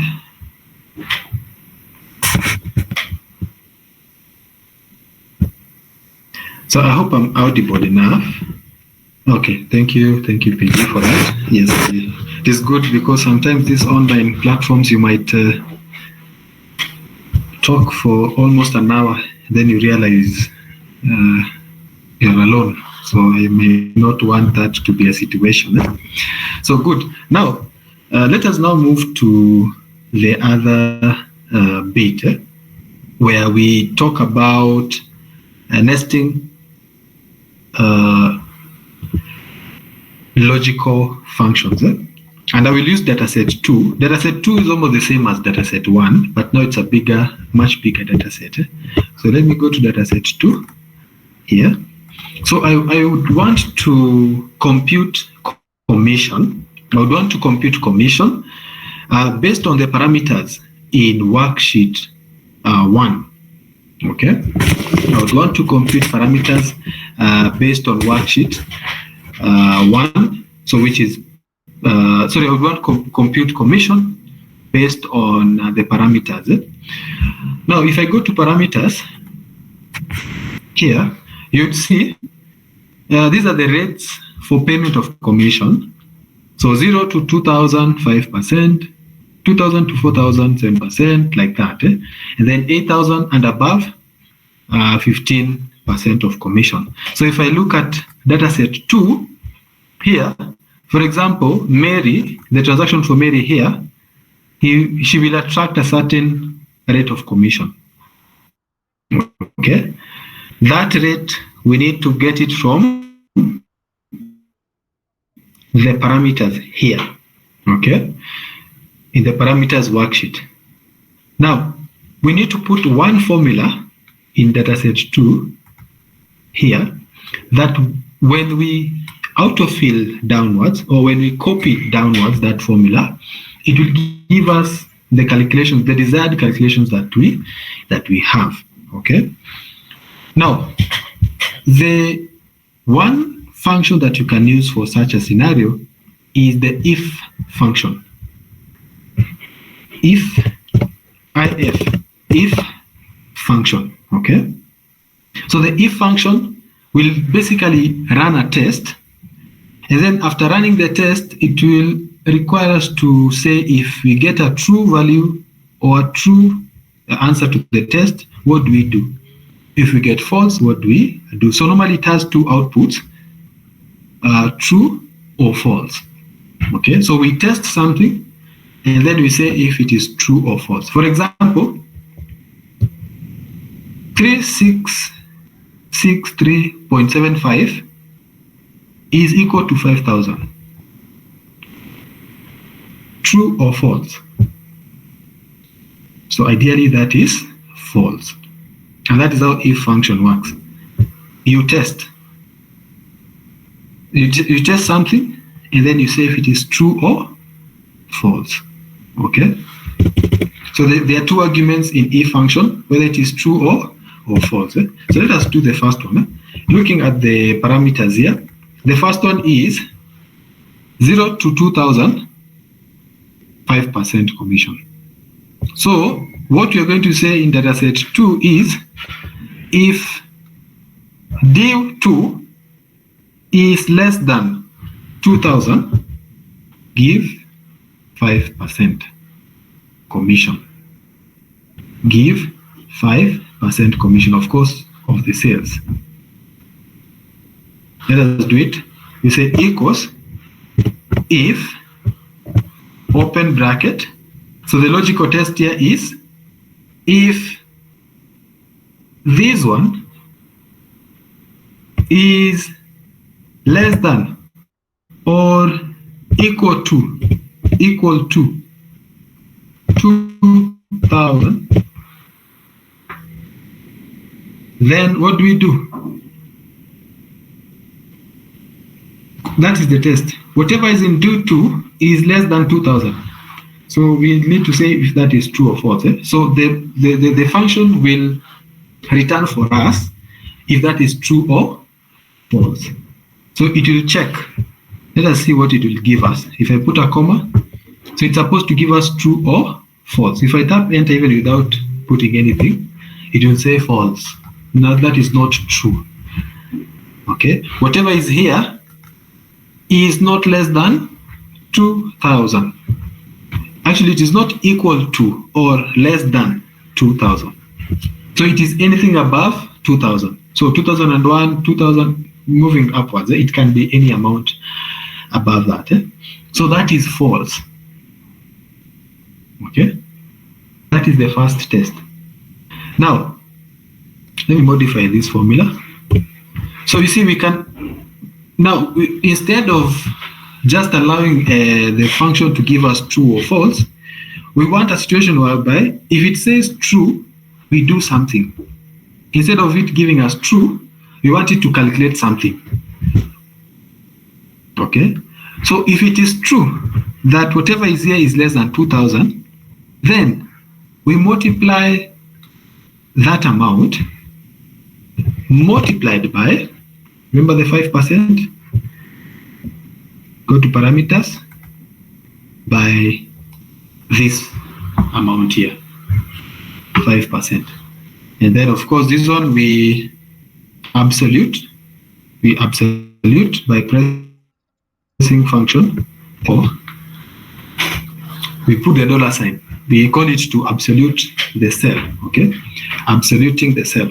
So we have absolute the cell. I know people say you lock it. That is a very wrong term. Locking a cell is something very different. So we say you absolute the cell, okay? Okay, so up to there, if you look at the formula, so if it is true, then take D2 multiplied by C3, comma. If that is not true, if whatever is in D2 is not less than 2,000, so we have nothing else, we put a 0, and then we close the bracket, enter.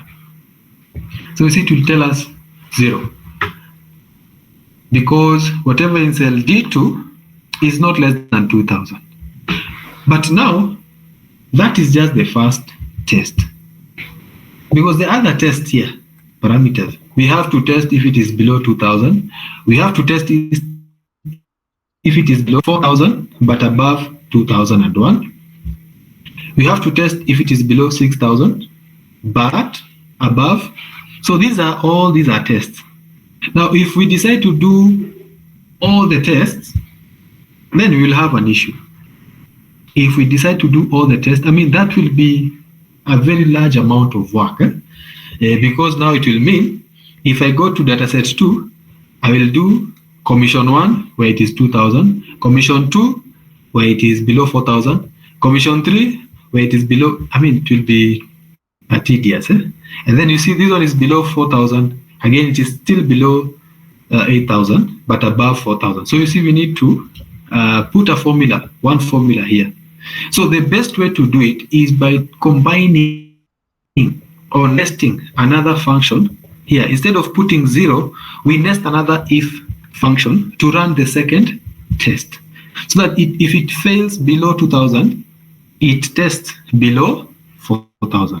So that means it is like you'll be considering 0 to 2,000, 2,001 to 4,000, like that. Okay. So instead of 0, we remove the 0 there, and we say if we put another if, we run another test. If open bracket logical test, this one D2 is less than or equal to 4,000, comma, what do? You take D2 multiplied by, so the first one was 5%, the second one will be in parameters 7.5%. Because we don't want this to change as we autofill, we absolute it.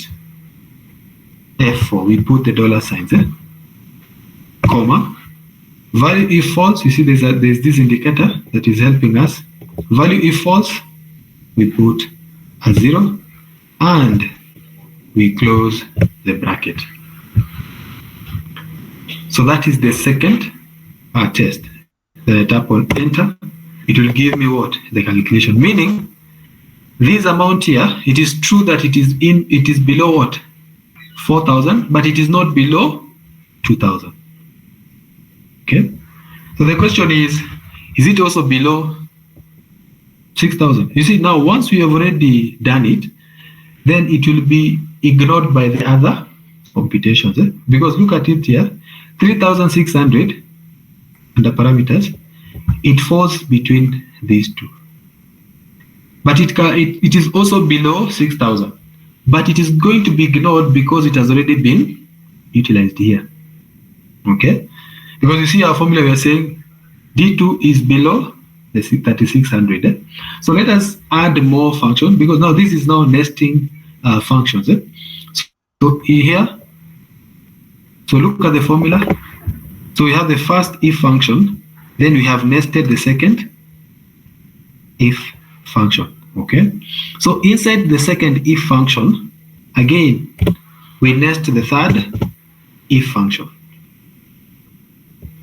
So we say D2 is less than or equal to 6000, comma, value if true, take D2 multiplied by, under parameters, 10%, absolute that, so that it does not change, comma, so you're supposed to put a 0 and close the bracket. But instead of putting 0, we can put another if.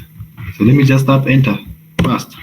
So we still get the same answer, okay? Because already the second test has been satisfied, okay? So the third test will be ignored, the same way the first test was ignored. But it is good we are doing so that when we copy down the formula, it will apply to the rest of the cells. Then, so let us do the other one. So we remove the 0, we do an if, open bracket, logical test, D2 is less than or equal to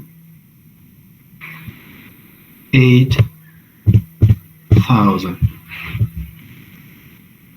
Okay, comma, if it is true, then take D2 multiplied by, what is the commission when it is 8000 and below, multiplied by, it is in parameters, multiplied by 12%. Of course, we absolute that 12% so that it does not change, comma, okay, and then we put 0, and then we close the bracket. We tap enter. So you see, still remaining to 274.78125. Then the last one here,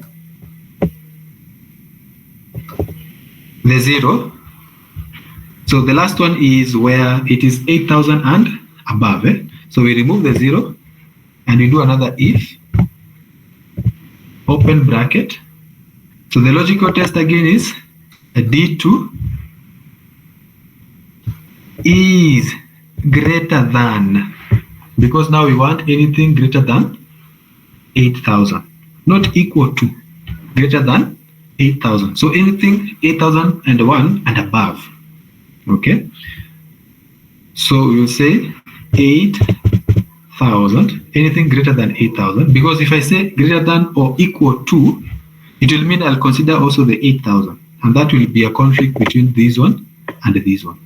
Okay, so D2 is greater than 8000, comma, value if true, we take this multiplied by, what was the percentage for the commission under parameters? 15%. We also absolute this so that it does not change. Let me expand the formula like that. So C7, comma, because there's no any other rate, we put a 0, and then we close the bracket. Okay, or instead of putting a 0, you can put any other item that is there. Anything now, if it is not above 8000, what else do we do? Of course, now anything above 8000, that means up to the millions and any other number that will come after 8000. Okay, like that. And then now we tap on enter. So like that. I don't know. Can you use this in maybe calculating pay? You know that way you're calculating pay as you earn. Is this not something you can use for such an application? For those who are in accounting and finance, I know maybe there might be people in different fields. Can you use it for pay? So maybe that is something to explore. You can be having different rates or different brackets, and then you compute. Okay, so you see this one will take 1. So you can decide to use something else. You can decide to have the logical test where you are saying compute the first one, add it to the second one, add it to the third one, like that. Okay, so there's another way where you can use it to compute pay. Maybe it's something I can demonstrate later on. So if I tap enter, or in case you might be interested, we try that maybe on a one-on-one. You can let me know for this, because if you have joined this particular session and you may have a challenge, feel free to reach out to me. For the next 1 week, I'm going to give free consultation. If you may want to see how you calculate pay using this technique, you can let me know. Or any other application that you might have in mind, feel free, ask me anytime. We can just create a short meeting. We do it one-on-one, or any other application. So not any other thing that you might have in mind that you might want to apply this technique of nesting if. So now you see we have nested multiple if functions in one function, which can be able to run the tests and help us. So if I tap enter, I can now autofill by just double clicking, putting my cursor here, and then double click, and then I have my calculation. Now I'll be able to see how much I need to pay each and every person. If somebody above 8,000, remember they're going to get about 12.5% of the sale they have made. Yeah. So that is just a simple application of if function. Now, if there are multiple logical tests that you want to do, I don't know if you can hear me. I've seen my video has been. Okay. So if you might want to do multiple tests, allow me to just close the video so that it does not give us any issue.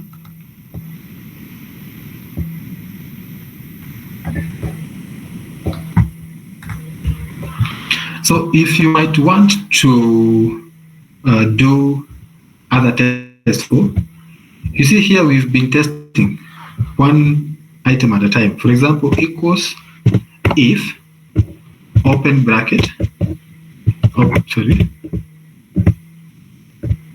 open bracket, and you see the logical test is only one. So if you want to test multiple items, you can use OR function, a function called OR. So or you can use another function called AND. Okay, OR and. So or let me start with AND. It will help you to test. You see here, once you add once you add AND like this, it gives you logical 1, logical 2. So it means if logical 1 is okay, logical 2 is true, is okay, then the final result will be true. But if one of the logical tests is not okay, then the final result will be what? Not true. Okay? So you can use AND. So normally once you've done the logical test, you close the bracket, comma, and then now you do value if true, value if false. So here you can do multiple tests. If, for example, you can have D2 is less than or equal to, say, 2,000, comma, D2 is less than or equal to 4,000. So you see I've done how many tests? I've done 2 tests. That if these 2 tests become true, if this one is true and this one is true, then the final output here will be true. If one of them fails, then the final output will be false. Okay, the final output will be false. For example, here D2 is less than 2000, D2 is less than 4000. So here we are going to get false. Okay, but if we're going to get false. We're going to get false. If it was like this, 6000, then we're going to get true because D2 is less than 6000, and again D2 is less than 4000. So there is the value that is going to be returned. Our answer is going to be true. Okay, like that. And then when you're using or, when you replace here with or, it means if one of the tests is true, then automatically the return will be true. Okay, it doesn't matter, provided just one test is true, then the final output will be what? Will be true. So this is a situation where we nest a function inside the logical test to be able to do more tests, and you can be able to nest other functions inside the if. Okay, so that is just something to note, like that. So that is nesting if function. Nesting if function. Again, nesting if is a very wide area. I want to go to the other part. I know we were supposed to finish at 8, but I hope it is okay. I hope it is okay. You can be able just to be patient a bit. We do this so that we can be able to get something. Now, so we have done if function combined. Now I want us to look at another combination in dataset 3, whereby we combine if function and maybe date function. Okay, and in dataset 3, this is what we would want to achieve. So you see, these are the sales that were done by the different sales person. Okay, but you see, as much as they were sold on different dates, they had been requested a bit earlier. So what we want to know is, in the month of September, was there any request made by, was this transaction already requested? So we want to get a report. September, this transaction was already requested. October, again, the request was still pending. November, it was still pending, but by December, it has already been utilized. Okay? I hope up to there we're okay. So we are looking at the requested date. We want to compare the requested date and the date it was sold. And then we want to add items here. For example, request. We will use the word request.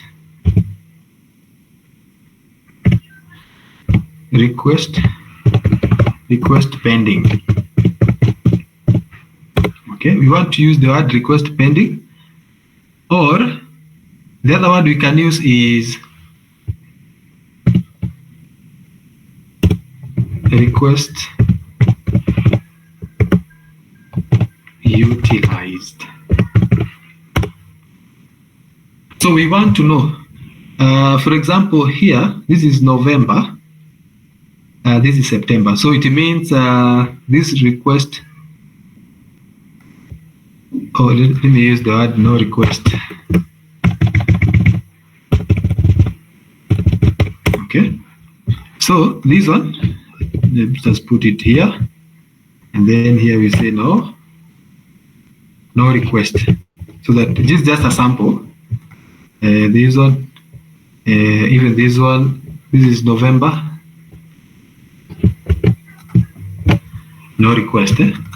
So we want to have such a report, because you see, look at this first transaction. It was requested on 6th November. So by 21st November, it was already sold. So we want to know, in the month of September, was this request pending? So we put no request. October, we check. Was the request pending? No, there was no request. November, was that request pending? Yes, it was pending, but again, it was also the same a month. And then by December, was the request pending? No, it was not. It was not there. So the question is, which formula do we put here? That when we copy downwards and sideways, it will give us all the report so that we can now analyze. We can even count the number of pending requests. We can know how many requests were pending for that particular quarter, for instance. Okay. So for that, we can be able to use, we can be able to nest the if function and the date function. Okay. So for the if function, I can just start by saying equals if. So the logical test here will be, I don't know if somebody can try.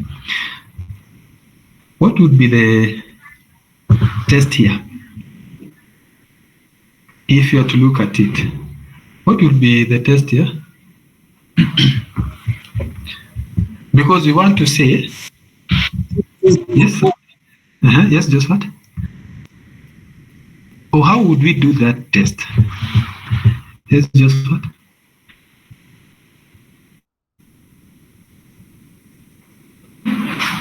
Anybody who can give a suggestion, even if it is wrong, it is okay.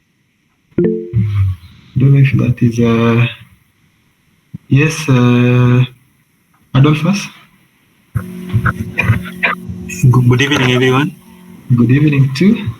My suggestion: you can use if, and then you use the date requested as one of the logical tests.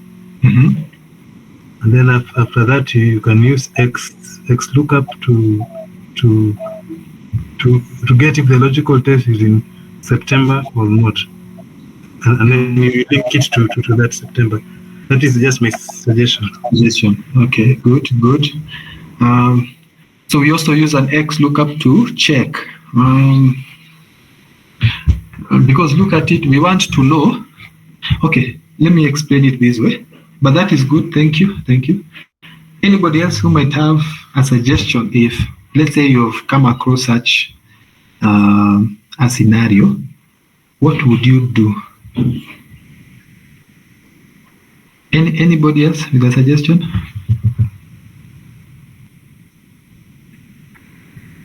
So maybe in the interest of time, you see, when you have such a scenario, the test that you're going to do, you'd want to test if this date, okay, if this date is greater than this month,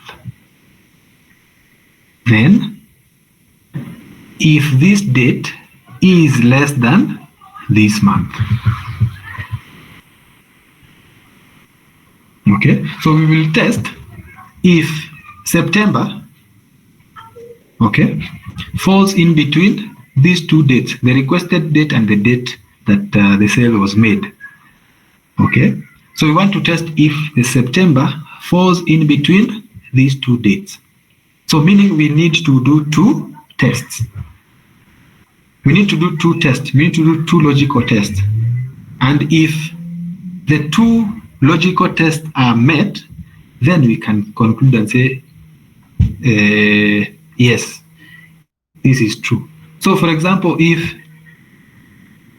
September is greater than or equal to this requested date. So you see, it can be 6th of September, it can be 6th of, so whatever is here, E1, if it is this date or greater than this date, you see that is a test to see if E1 falls in that range.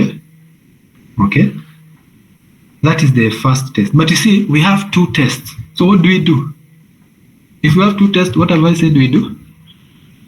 We use AND. So we will put AND, because you see now we are limited with only one logical test if you're using if alone. So now we will use AND, the AND function, to help us add more what? Logical tests. So the first logical test will be E1, whatever is here, is greater than or equal to whatever is here. Okay? Comma. Then this date here, or the month of September, should be below this date here. Because this can be December, it can be January of 2025. So if it is below this date, then we know it falls in this particular, or if it is this date or below that date, then we know it falls in between that range. So we will simply say E1 is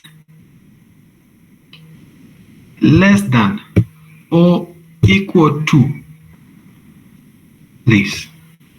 That is the second logical test. Then close the bracket. Then close the bracket. And then now we say, comma, true or false. So true or false will put what? Requested or no requested.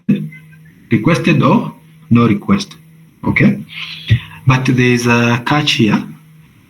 E1, it is just a word, September. So you cannot compare the word September with a date, with an actual date. Actually, it will say there's an error. Okay? So we need to transform this September here. Okay? We need to transform this September. Let me delete it completely. We need to transform this September. Instead of the word September, why don't we put the first day of September? Okay, so these are tips. This is an actual project that I've handled, and sometimes you really have to think outside the box. So I'll do 1st of September 2024 because we're looking at 2024 like that. So it will give me September. This is 1st September. This will be 1st of October 2024. And then this will be 1st of November 2024. And then this will be 1st of December 2024. Enter.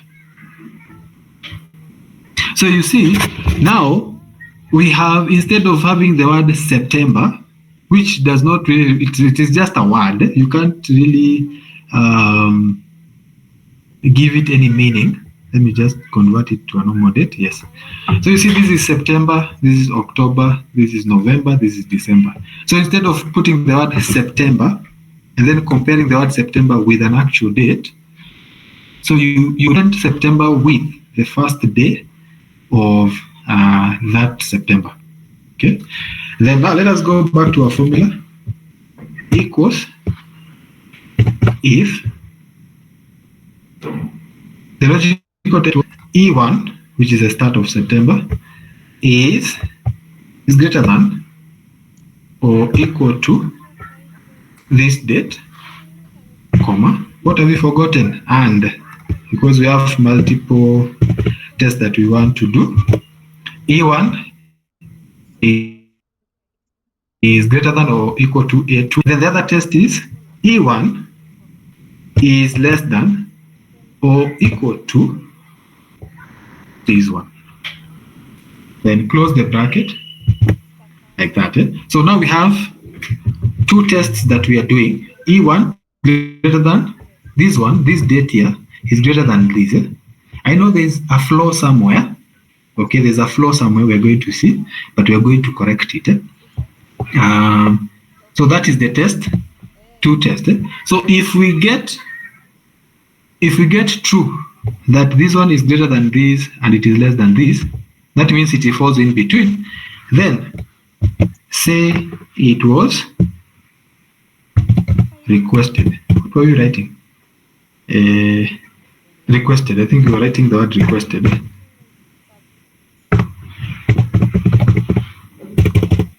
Requested. Okay, comma. If it does not fall in between this, it means there was no request.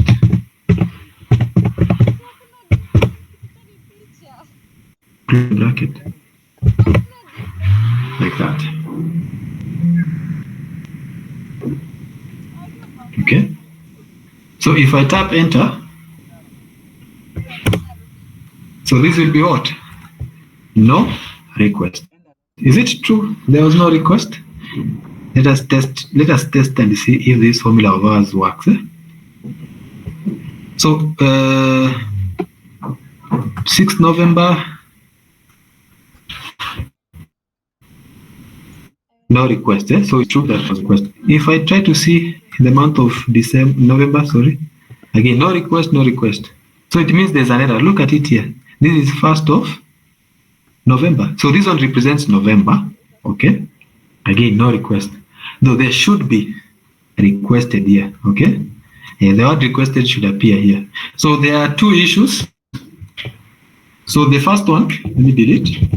The first one is we need to absolute some things here.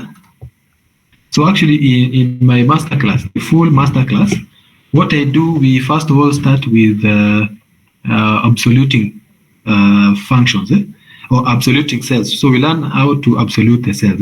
So in this case, we need to absolute some cells. Okay, so we normally call it mixed cell referencing. So and E1, this is E1, A2. When we move across, we don't want E1 to change. We want it to only change to F1, F2, and such. So we will absolute the what? The column. And then when we go down, we don't want this to move. We don't want this to move. So here, let us absolute this one. So we call it mixed cell. You put $1 like that, and here $sign, $1. So it is not full cell referencing. I mean absoluting. You're not absoluting the entire cell. You're only absoluting a part of the cell.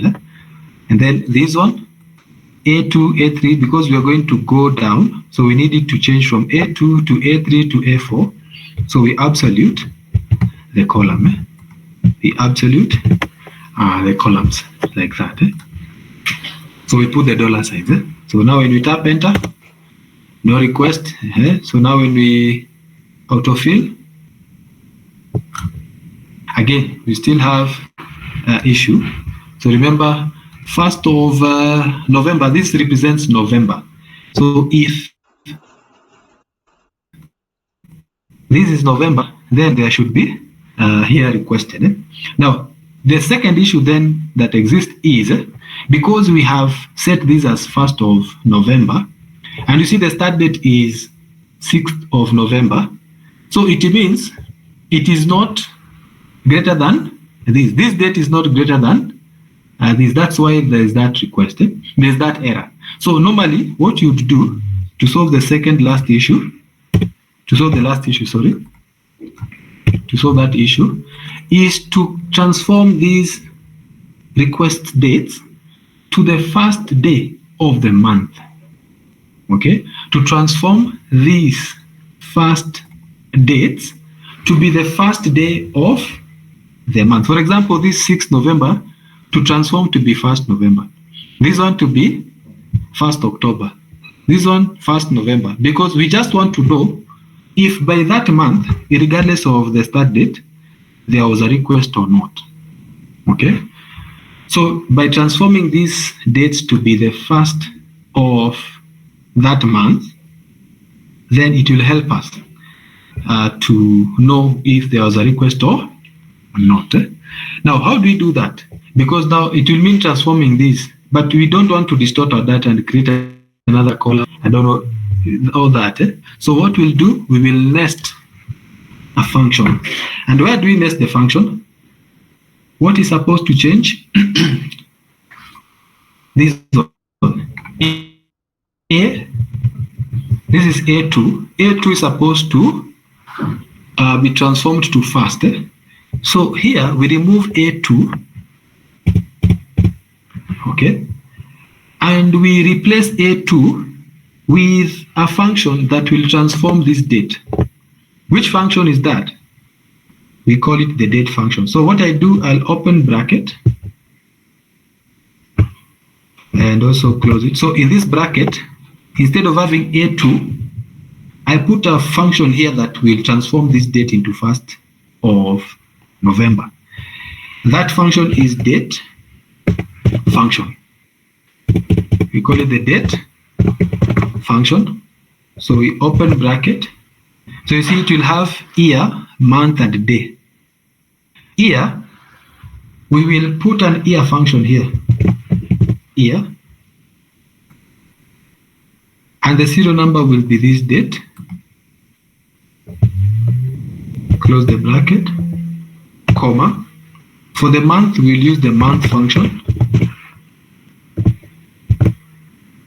Then refer to this, close the bracket, comma.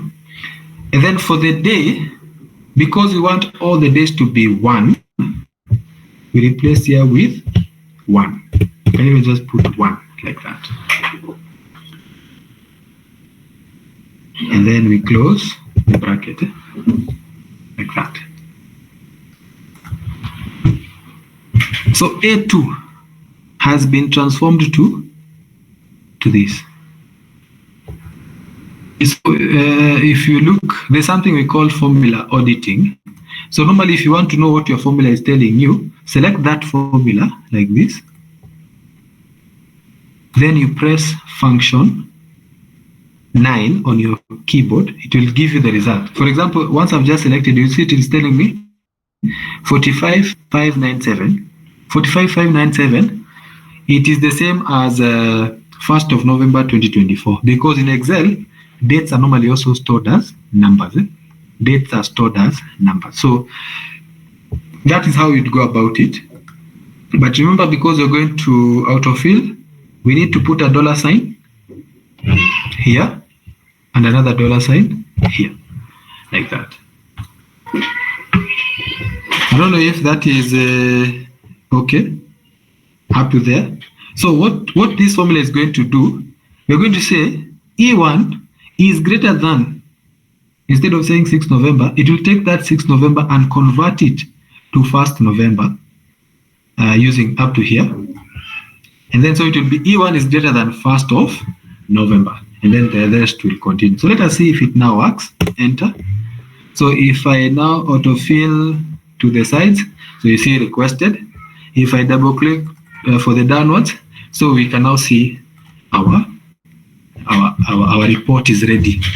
So if now I want to count the number of requested per month, all I just need to do is use what? Sum if, and say sum if not requested here. Sum if not requested. So per month you can be able to know the number of requested or the number of not requested. I don't know if that formula is okay. So in your free time, try again, repeat this again, and you can be able to see that. So you can be able to calculate using sum if the number of requested here and the ones that are not requested. So per month you can have a report of how many requests were there that were pending. Okay, and this one you can apply it in so many areas. Good. So that is on combining dates and the logical functions. I think here this is what we have arrived at.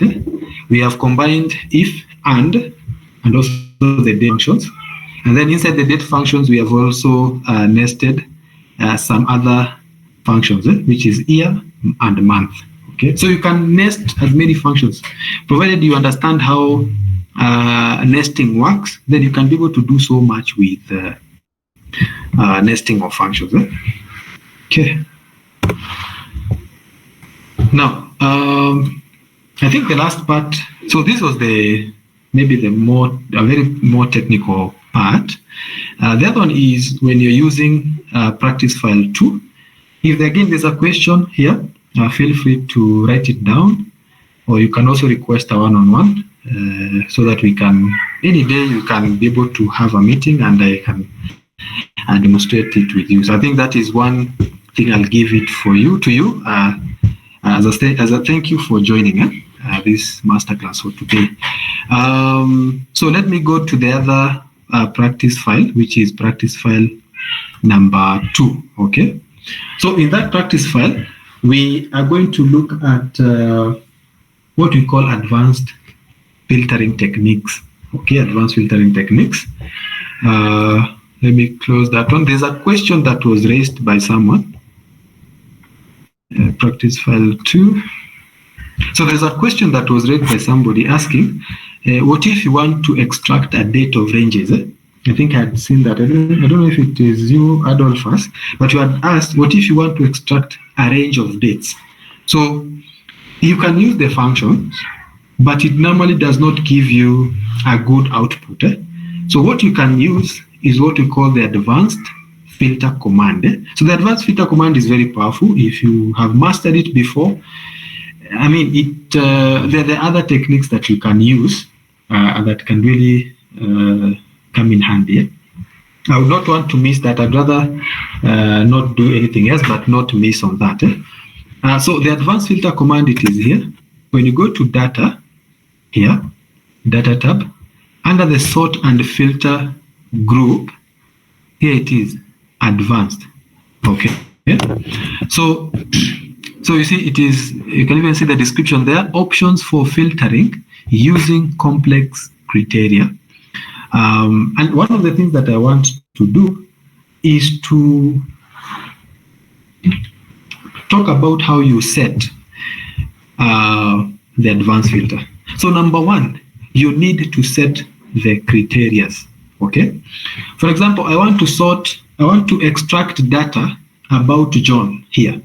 All the data about John. You see here we have Mary, we have who else? Susan, we have Judy.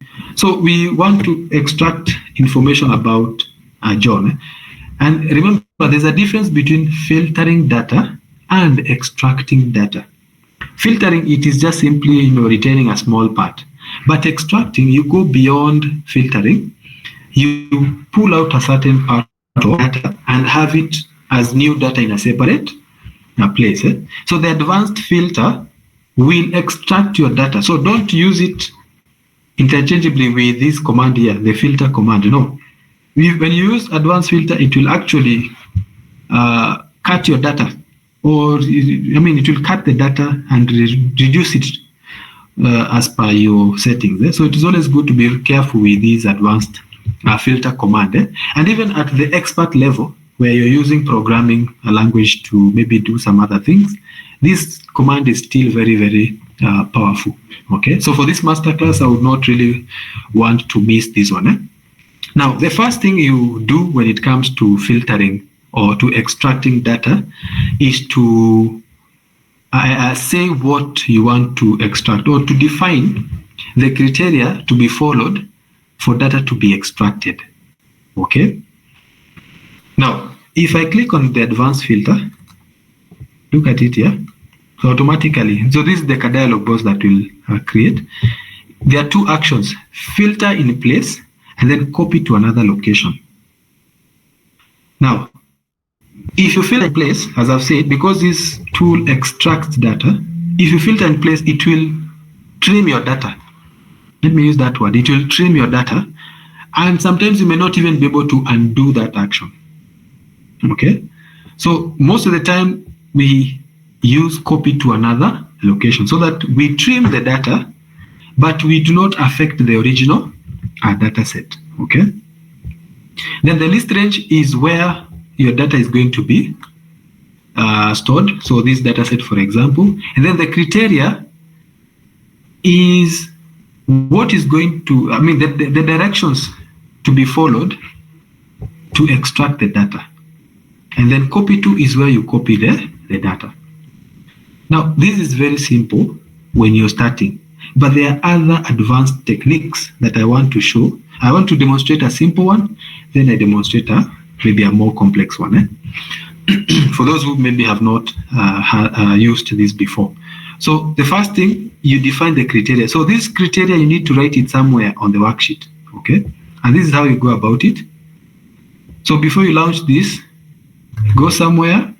For example, one salesperson, let me copy this. I'll put it here. I want John. I always like to copy the information. Copy. And paste it there. So this one I've now defined the what? So the criteria that I'm going to use. And this criteria I can decide to put it in my parameters worksheet. That's why the parameters worksheet is here. You can define your criteria here so that they are separate from your data. Okay. But let me define it here so that you can see how this works. So once I've defined my criteria, I launch. Okay. So copy to another option that is very important. Remove that. Select the entire column. So I've selected the entire column. The criteria range, I have already identified it. I've already defined it. So it is here, like that. And then where do I want to copy my new data? I want to copy it here. Okay. So if I tap, so now you see I have list range is A to E. Criteria range, it's here. So I want this tool to go to this data under the salesperson and only extract where the entries are John. Okay, that is why I've defined this. And then, so that is what I've selected. If I click here, that's what I've selected. I hope, let me just reselect again, like that. So you have to select the title and what you want. Then copy to, I've already mentioned it is, so I click on OK, like that. So it will give me a list of all the salespersons. Sorry, a list of the person called what? John. Okay. All the salesperson with the title John. Now, in more advanced scenarios, let me remove this. In more advanced scenario, you can use the wildcard characters to extract specific items. Okay, you can use the wildcard characters to extract the specific items. Or there are some combinations that you can be able to use that can be of help to you. For example, if I want to extract a report about John that comprised of electronics, this is how I'll define my criteria. So how you define your criteria is very important. So this means a report of all the salesperson, person where the items were electronics. Okay. Maybe I can demonstrate this on advanced. So copy to another location, A to E, then criteria range. So the criteria range now, it will change. It will be these three, like that. Then copy to here, and then click on OK. So this is an extract of John, where it was what? Electronics. Where it was electronics. So there's something that is happening. You see, you're having John Doe, and John. So there's something that we're going to look at. So you can use even wildcard characters to specify that you want an exact match, or you want something that contains John and such. I'm rushing because of time. Now, the other things that you can do in this particular advanced filter is that you can use the special characters. For example, if you want items and here that contains the word old, you see old cards. So you can have old cards. I think there's another I think there's old books and such.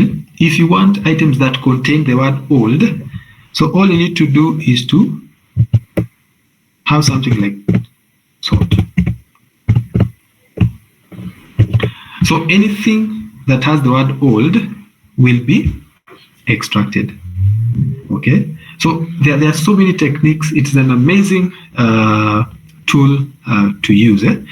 So defining the criteria is what is important. And then the other thing, as I wind up on this, when you want to extract data to a different worksheet, for example, I want to extract data in sheet 1. What I'll do, I will launch. So once I've defined my criteria here, I will launch advanced filter from the source, to the destination where I want to paste my data. Okay, so I will launch, you see I'm in sheet 1 where I want the data to go, advanced, copy to list range, then I go to dataset, I select that. Okay, if I click on criteria, it will take me back to sheet 1.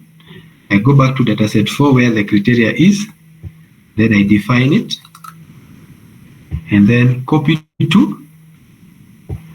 It takes me back to worksheet 1, and then I can copy there and click OK. So you see, it will extract my information to the next worksheet, to the worksheet that I have. So when you want to extract information to the worksheet, a different worksheet or workbook, go to that workbook and launch the advanced filter when you are on that workbook, the empty workbook where you want to transfer the data. Okay, so I think that is it. I think there are so many other things that we would want to do using the advanced filter. Something else, sometimes you might want to extract maybe a few records. Okay, so these are just other techniques that can work with advanced filter. Maybe you just want to extract 2 columns of your data set. So there's a setting for that. You can want to extract unique values. And then lastly, I think extracting to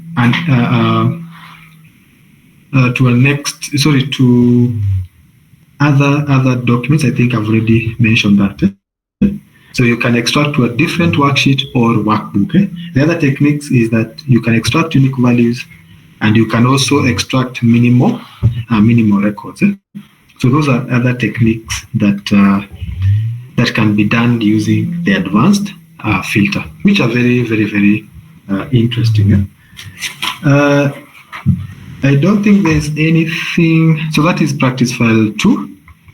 The last one, let me just do this one. It is also interesting, very interesting as we wind up.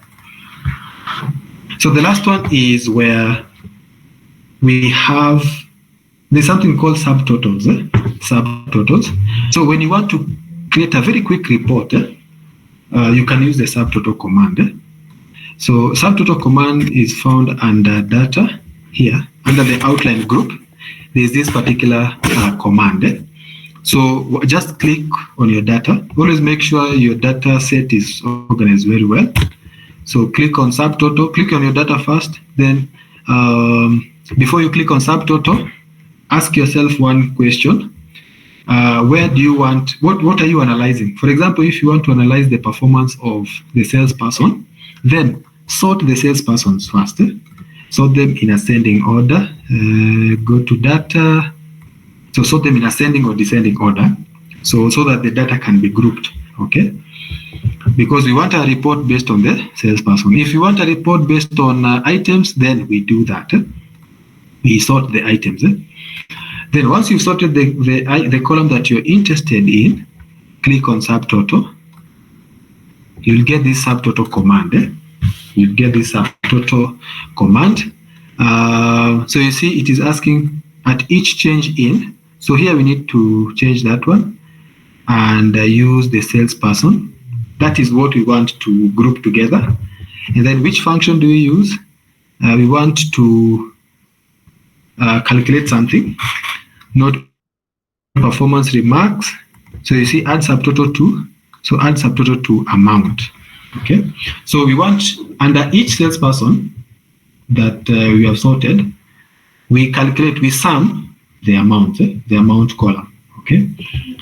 And that is it. That's how quick this thing is. And then you click on OK. So what it will do, it will create other 2 worksheets or summaries. So normally there's the main grand total where you get the grand total like that.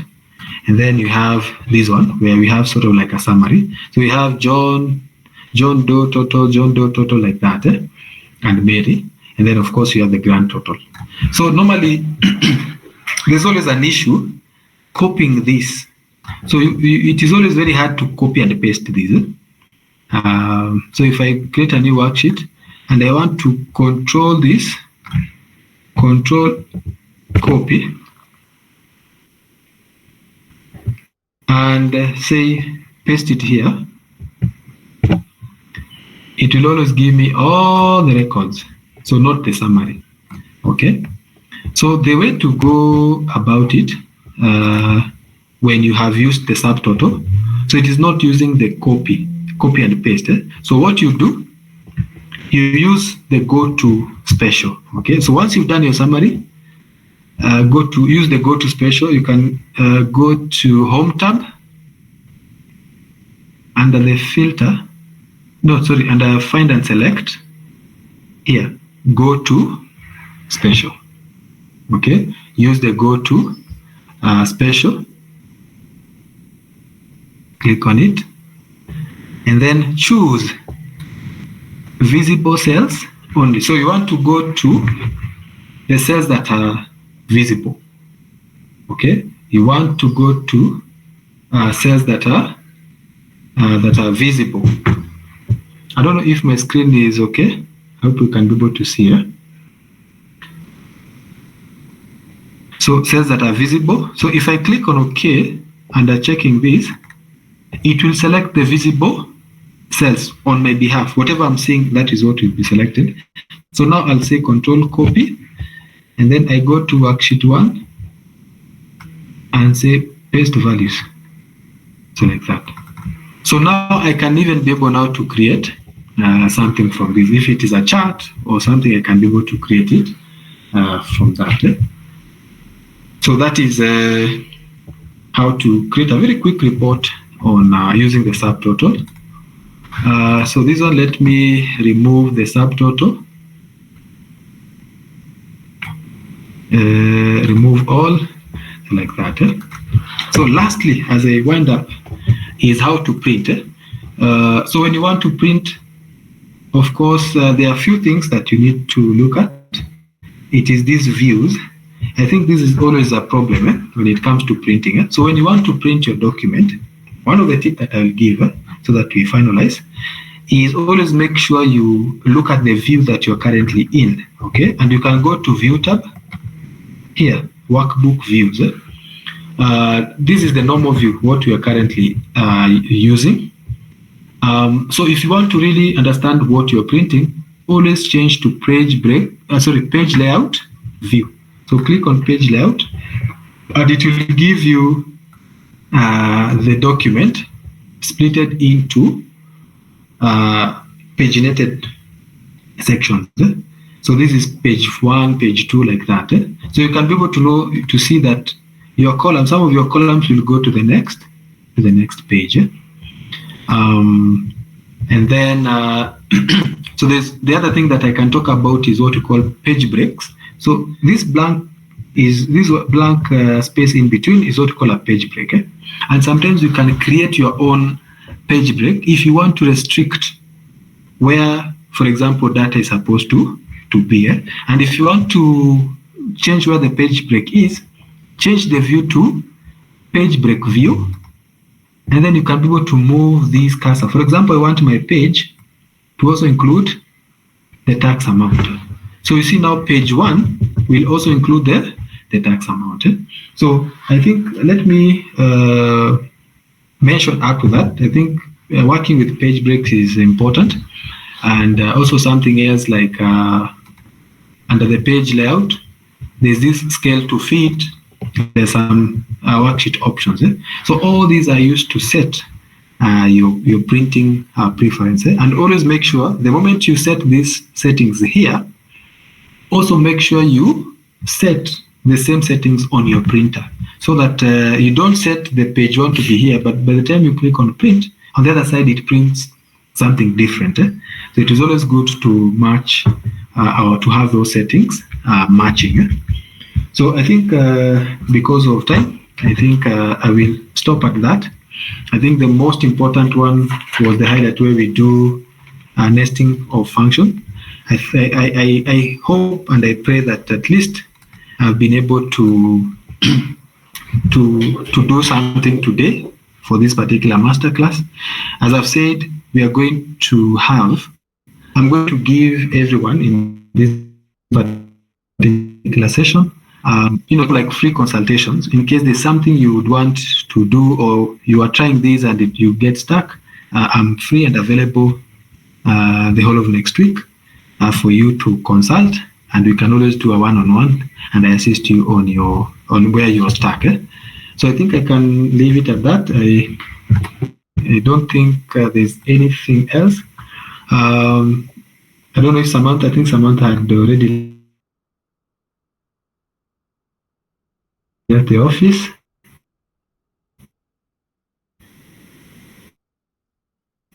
So I can just put it there. So maybe I can leave it at that. The only thing I can say is, you see, Excel is very wide, very, very wide. There's a lot to do. So sometimes you may need ample time to practice. In case this is maybe something you'd want to do. I'm having a masterclass, I think starting on 7th. You can join that class. So it will be a full class. The full class goes for an entire month. So we meet for 2 hours, Monday to Wednesday, and then we have Thursday, Friday, and Saturday to work on such on our own. As I also consult for 4 weeks. That is an entire month, and then after that you'll be able to really, really become a pro in whatever we have just done. So, and then after that, there's also another step. You can go forward. If you think you're already an expert, there are other things you can do. There's Visual Basic for Excel, where now you master the automation, how you can automate Excel. Or you can even get into tools like Power BI. It's also another interesting tool where you do a lot of visualization. So what I've done is, because during my trainings, I realized people are not able to understand if they do the basic Excel, the advanced, or so what I've done is I've created a self-assessment test. You can do that test and you'll be able to know where you are with regards to Excel. So it's about 100 plus questions at different levels. It is marked and you're able to gauge yourself. But if you have been in the industry using Excel, you know the basic formatting, you know the basic functions, then you can just jump straight into advanced Excel and you master your skills. I believe when you do Excel, you don't just do it because you want to practice. You also need to make sure you apply it. I think most of the accountants and the finance people and the admin or the HR that I train, when they come to class, they come with their own maybe work. So there's something that you normally do. So when we reach somewhere and you feel, I think I can apply this one here, you consult me and we have a sit down and we do it. I think for me that is the best approach to learn this Excel. And these master classes, join as many as possible. And go online, read, look at some tutorials. I know the live instructor is a good one because you can ask a question. So do all of them, and I think you'll be very good when it comes to analysis. So I think I'll leave it at that for this particular webinar. I think there's a question, will it be a physical? So normally what happens with our classes, so we have scheduled online classes. So online classes, scheduled ones, they run between 8 to 10, or there's an option of 6 to 8, so just for 2 hours. Or if during the day you're busy, on Saturday or sometimes even on Sunday, those 6 hours we can cover them on Saturday, full day. So we'll take like 4 Saturdays, like that. For physical classes, normally if we have a good quorum for a group, say a group of 4, we normally have a physical class. So for physical classes are good because you see we can always challenge each other there. But the only problem is for physical classes we really have to organize the venues and such. But for online they are always scheduled every month. You can be able to get the classes every other month. Most of the time Saturdays they are physical, but again I think most people are so busy so that's why we do online. But what I've seen is for those who are working who want to be trained as a group, we normally have 4 days of Excel, so we can organize. If you have a team of like 6, it can even be different companies, provided you just have a team of 6, then we can arrange Monday to Thursday, 8 to 4, and we do those classes physically. So there are those arrangements that can be done. Yes. So I don't know if there's any other question that is pending. Any other questions? So feel free, you can visit our website. I think it is there. It's a very interactive website. You can see some of the things that are there, the trainings. Look at the testimonials. It is also good to see what other people have said. Look at our reviews. They are good. And I think for me, just get into class. I think I have not formalized the money back guarantee, but if you get into class and you realize, then you can even return that money, by the way, if you feel, no, this is not for me. Okay. Because I really believe in what we are doing. The course content, actually I'm the one who developed the course content. I've really matched it with international what do you call them? Training such as ICD and MOS. Actually, I've done it. I've improved them. I've improved the course content, the course outline. So you'll find all the newer functions. You see, like we've done XLOOKUP. So the LET function is another amazing function. So just to know how to use it and apply it is something interesting. I don't know if I've seen another question. How much is for a team of 6 if out of Nairobi? So the training charges for advanced Excel is normally 18,750. So this 18,750, let me see. Yes, 18,750 for the advanced Excel masterclass. So this is the training. So if it is out of Nairobi, we don't add any other cost to this training charge. The only thing that maybe we'll talk about is if the venue is different, then or if you arrange, if you're arranging for training of staff, then that's okay. If there's already a venue, we don't add any other cost. 18,750 per person, and that is it. Yeah.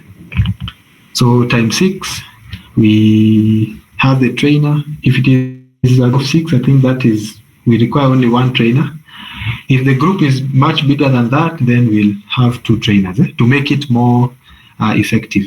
And what we'll do, we will do a needs assessment before we start the training, so that we can be able to know who knows what level of training we need to do. If it is materials, if it is a group of auditors, we know, okay, for auditors, this is the kind of work they do. So we customize the training. Like the practice files that we've had, they are more general in nature. So if it is a group of HR, we will see which are the HR metrics that we need to analyze, and then we will create that. So Anthony, you can reach out and we can be able to have more conversation. I think I'll give my number. Let me just type my number 0710 7. That is my direct line in case you might want to have a conversation. We can be able to do that. So I have trained so many participants, and I'd love to share these with you. I don't know if there's any question anybody has. I think we can stop it at that. And I thank you so much for gracing this event. I really appreciate. For certificates, because normally after the training, the people would want a participation certificate. If you want that, then you can let me know. I don't know if everybody wants that certificate, but if you would want it, then let me know. There will be no charge for the participation certificate. To say that I went into a masterclass and I covered this small session, so it is something maybe you can use it for somewhere. You can use it somewhere. So yeah, I think that is it. Is there anybody with a question? Any question? So if there is no question, allow me to end it at that. I will share also for the certificate. Let me just write projects. So for the certificate, let me do this. Let me share an email on how we can get the certificate, so that I direct you to how you can request. We prepare, then we share those certificates. I think we will have that. And then in case you might, since Peter, you have missed, we are recording this particular session. So you are going to share these recordings, and then you can be able to practice. So they will be exclusively shared to you together with the materials. Yeah, thank you so much, Adolphus. Thank you. Thank you for the feedback. I appreciate it. Thank you so much. Yes, I will share the recordings together with how to request for the certificate, because I would really want you to give me the correct names, so that when we are doing the certificates, they come out the way you want them. So we will follow up on that. Thank you. Let us end it at that. Thank you for being patient. You know, these calculations, you start doing them and time goes. You had to do up to 8:30. Now it is 9:30, but and that is okay. So thank you so much. We end it at that. Yes, the recording, Mata, yes, the recording will be shared. I will make sure I share the information tomorrow, so that by Monday, you all have information. And if, again, certificates, I think I'll make sure I haste so that by Monday we have the certificate. So since I'm the lead trainer, I'm the one in charge of all the trainings, the certificates, and that. So I'll make sure I follow up on these. So let us end it at that. I hope to see you in this Advanced Excel Masterclass. There's one that is coming up in on the 7th of April. Yeah, so in case you might join that, I will appreciate. Thank you so much, and have a good evening. Thank you.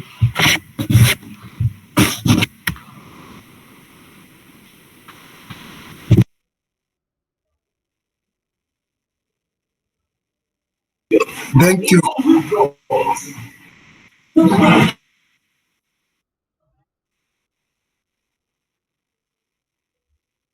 Much welcome, everyone. Thank you. I appreciate.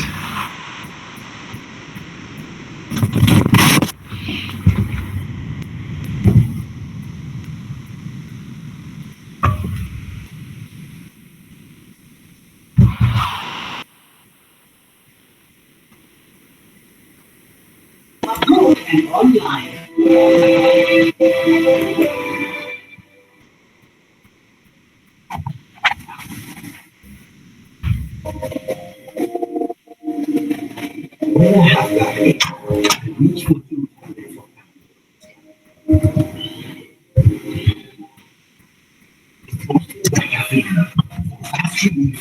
And